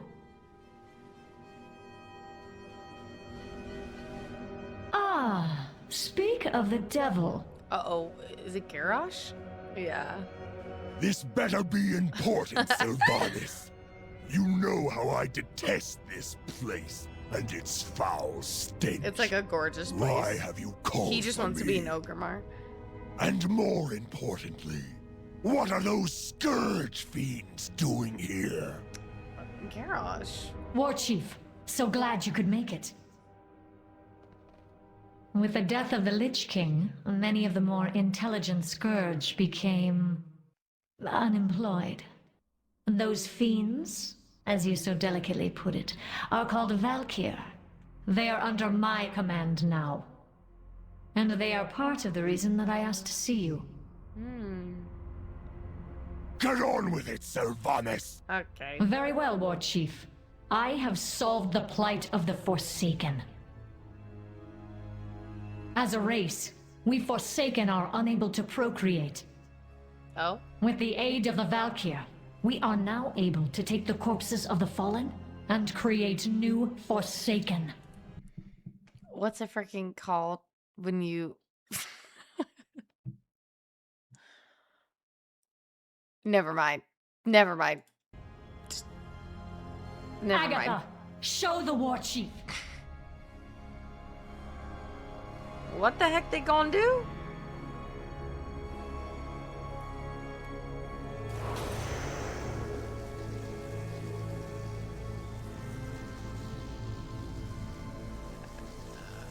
Go on, Agatha. Hey, the What you reborn. have done here, Sylvanas, it goes against the laws of nature. Not Garrosh telling her she had a line. Disgusting is the only word I have to describe it. War Chief, without these new Forsaken, my people would die out. Our hold upon Gilneas and Northern Lordaeron would crumble. But how did she get this power?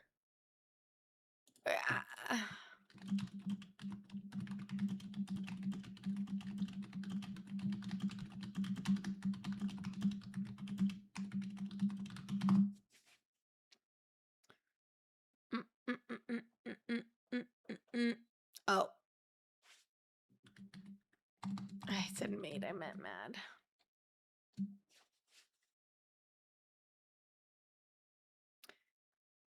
So she cannot raise the undead on her own. She has 0 necromancy powers by herself. She is not a lich. She is not a necromancer or a death priest.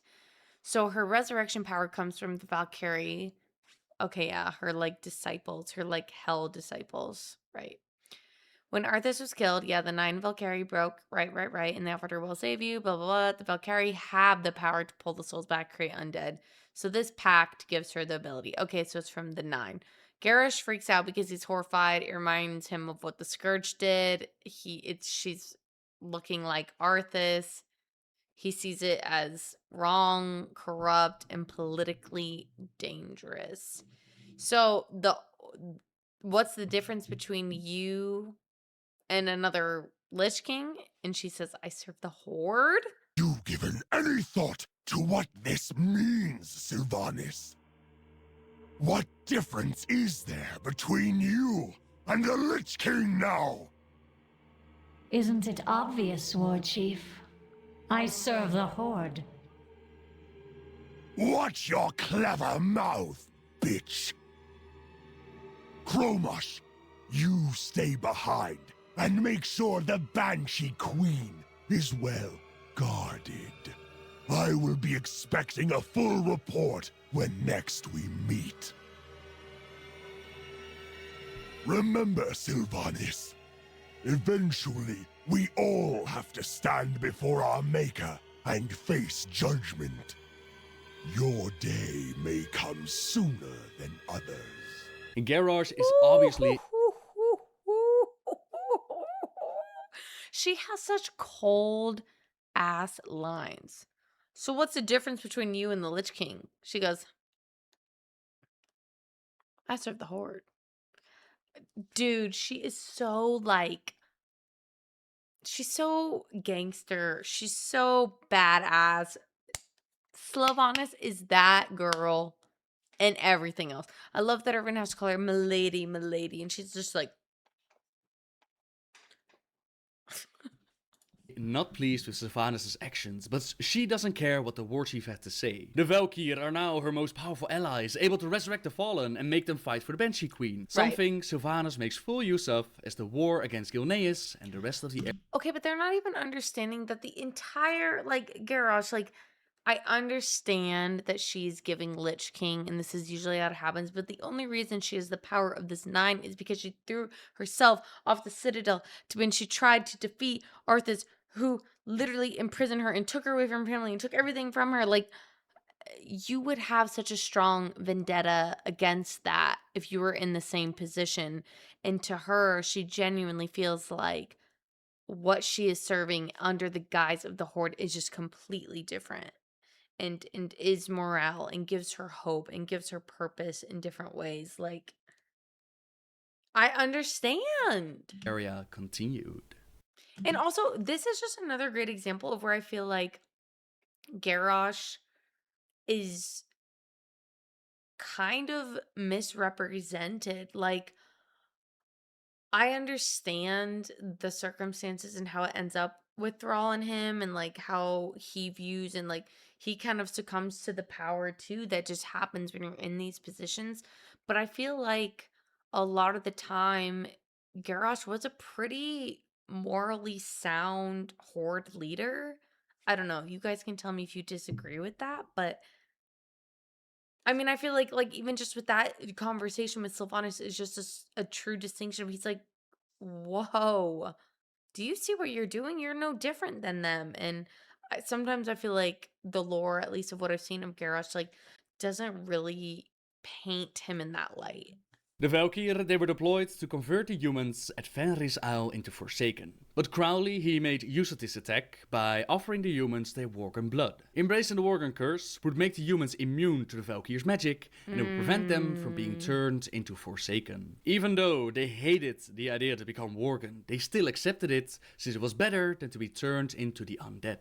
Around this time, Greymane had made his way to Stormwind, and he allied with the Alliance. Kivarian Rin, he realized the threat of the Forsaken, and he deployed some of his finest troops to the liberation of Gilneas. The 7th Legion was sent out to take back the city, and they were actually successful. But Sylvanas, she had more plans in mind. She had adventurers recover the corpse of Lord Vincent Godfrey, the same Godfrey who threw himself off the cliff, while our own troops recovered his lieutenants, Lord Walden and Baron Ashbury. They were resurrected as Forsaken, and Godfrey seemed to be more than willing to serve the Dark Lady. He had always said that it was better to be dead than to serve as a Worgen, so he had no problem with being resurrected as an undead. The adventurers, they were then put on the task of taking Ambermill, one of the last Dalaran settlements in the land. A rumor had it that the mages at Ambermill, they were waiting for more Alliance reinforcements before turning on the Forsaken, so they had to be taken out before they became a bigger threat. They too were turned to the undead, adding more and more forces to Sylvanas, her army. The 7th Legion and the Worgen were not yet defeated though, and Godfrey and his men were set on the task of collecting Lorna Crowley, daughter of Lord Darius Crowley, who was leading the Gneas Liberation Front. Lorna, she was still unaffected by the Worgen curse, which meant that she was still vulnerable to Sylvanas and her Valkyr. Sylvanas went as far as to threaten Crowley, and she told him that if they wouldn't hand over Gilneas, that she would turn Lorna into one of her Forsaken. Crowley had no choice, and he surrendered the city to Sylvanas, and the dame seemed to be won. However, Godfrey had other plans in mind. He shot Sylvanas point blank in her back, ending her life, and while the orc Kromash and the adventurers present, they quickly overpowered Godfrey, he did manage to retreat all the way back to Shadowfang. Wait, what? Keep. The Valkyr had made a pact for Sylvanas, and they worked on bringing her back to life. The first time that Sylvanas had killed herself, only one Valkyr had to take her place, but apparently that Valkyr was far more powerful than the rest of them. This time, it took all 3 of them to bring Sylvanas back, but they were successful and Sylvanas came back from hell. She was furious at Godfrey and swore that she would get her revenge as she made her way back to the Undercity to recover. Godfrey, he was taken out in the Shadowfang Keep dungeon, while Gulneas, to this day, is still being fought over. Blizzard hasn't made an official story about this, but several tweets from reliable sources suggest that even though Crowley surrendered, several of his people did not. They still battled over the future of Gulneas, which we see in the battleground. Later on, we have Creed who shows up. He was part of the Rogue Legendary questline. Riffion, he sends rogues to take him out, and Kree's forces left the city for a safer place. Time will tell who might hold Gulneas in the future. For now, it's still disputed. More territories would be conquered by the Forsaken, amongst them the town of Southshore, which was obliterated with the use of the plague. However, the final battle that I want to talk about is the battle at Enderhall. Both the Alliance and the Horde, they fought over this territory not only with each other, but also with some of the remaining Scourge forces. The Alliance, they were led by the Death Knight Vasarian, while the Horde was led by Koltra Deathweaver, and those who've made a Death Knight before know that these two are very friendly towards each other. They meet on the battlefield, and after taking out Dark Master Gandling together, they decide to retreat and regroup their forces. Vasarian, he warns his old friends that they are brothers no longer. Both of them, they've allied themselves with either the Alliance or the Horde, and eventually they will have to face each other on the battlefield for the fate of Enderhall. We're told not to say a word about their little arrangements, but Sylvanas is no fool. Disguised as Lindsay Ravenson, she sends adventurers on the quest to use her Valkyr and convert the local farmers into Forsaken troops. The Alliance also recruits and trains farmers to help with the battle, and these farmers attack first despite Vasarian's orders. It doesn't matter to Sylvanas though. She has seen enough of Koltra's weakness and she sends out her own troops together with the Valkyr to take on the Alliance. Even though the Alliance was able to defeat the Valkyr, the battle at Enderhall was still lost. There were simply too many troops for Take the City, and the Forsaken had won. Despite their victory, Sylvanas was not pleased. The battle should have been over days ago when they defeated the Scourge, so she grabs Koltra and she sends him to the Undercity. Arthas apparently had failed with creating his Death Knight. Sylvanas found them to be far too weak,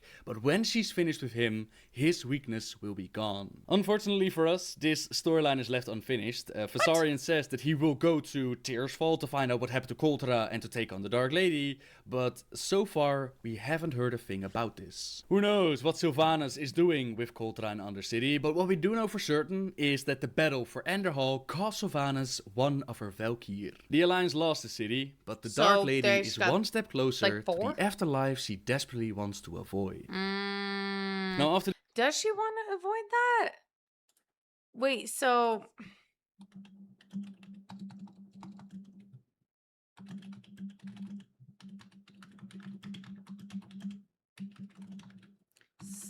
I want to hear about this.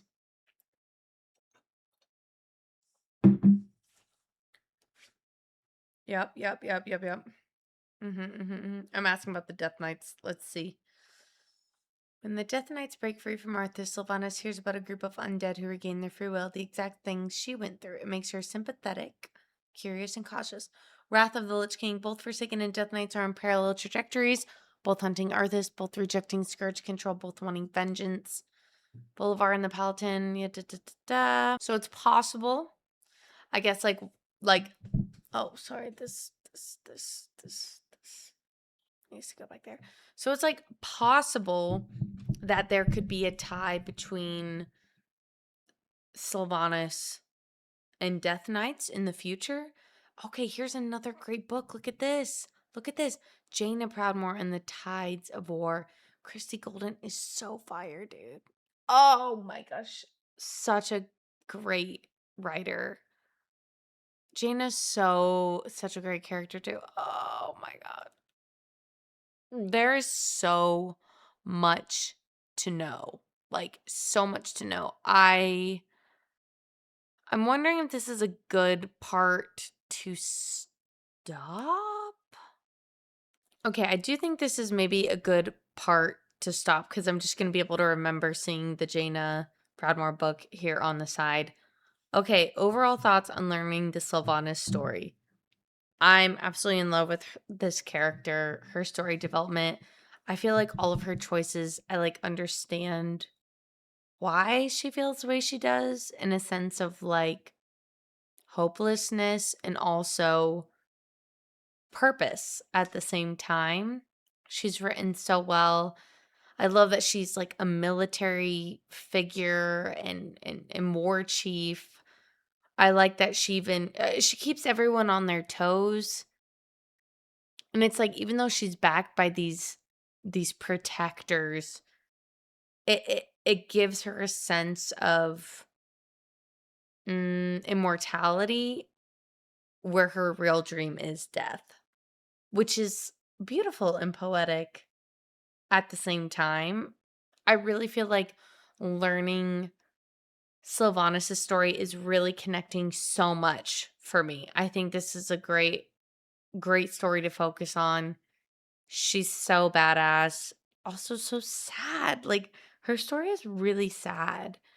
And I'm excited to learn the Windrunners connection too, because I'm just like picturing how Illyria and Visera feel when you like know your sister was just wronged and dealt such bad cards and you miss her, but she's doing all these things. And how do you just go about that relationship from a perspective of three sisters? I'm just like, oh, I'd be devastated. But this is amazing. I cannot wait to jump back into it. I hope you guys enjoyed my reactions. If you can't tell, I deeply care about the story and I find all of this so freaking fun. I could probably sit here and do the whole thing, but I feel like we should break it up, really savor it and enjoy it. So make sure to watch out for my next one because I'm just going to continue the Sylvanas story, and comment down anything I missed or things you liked. Either way, I will see you guys in the next video. Thanks for watching.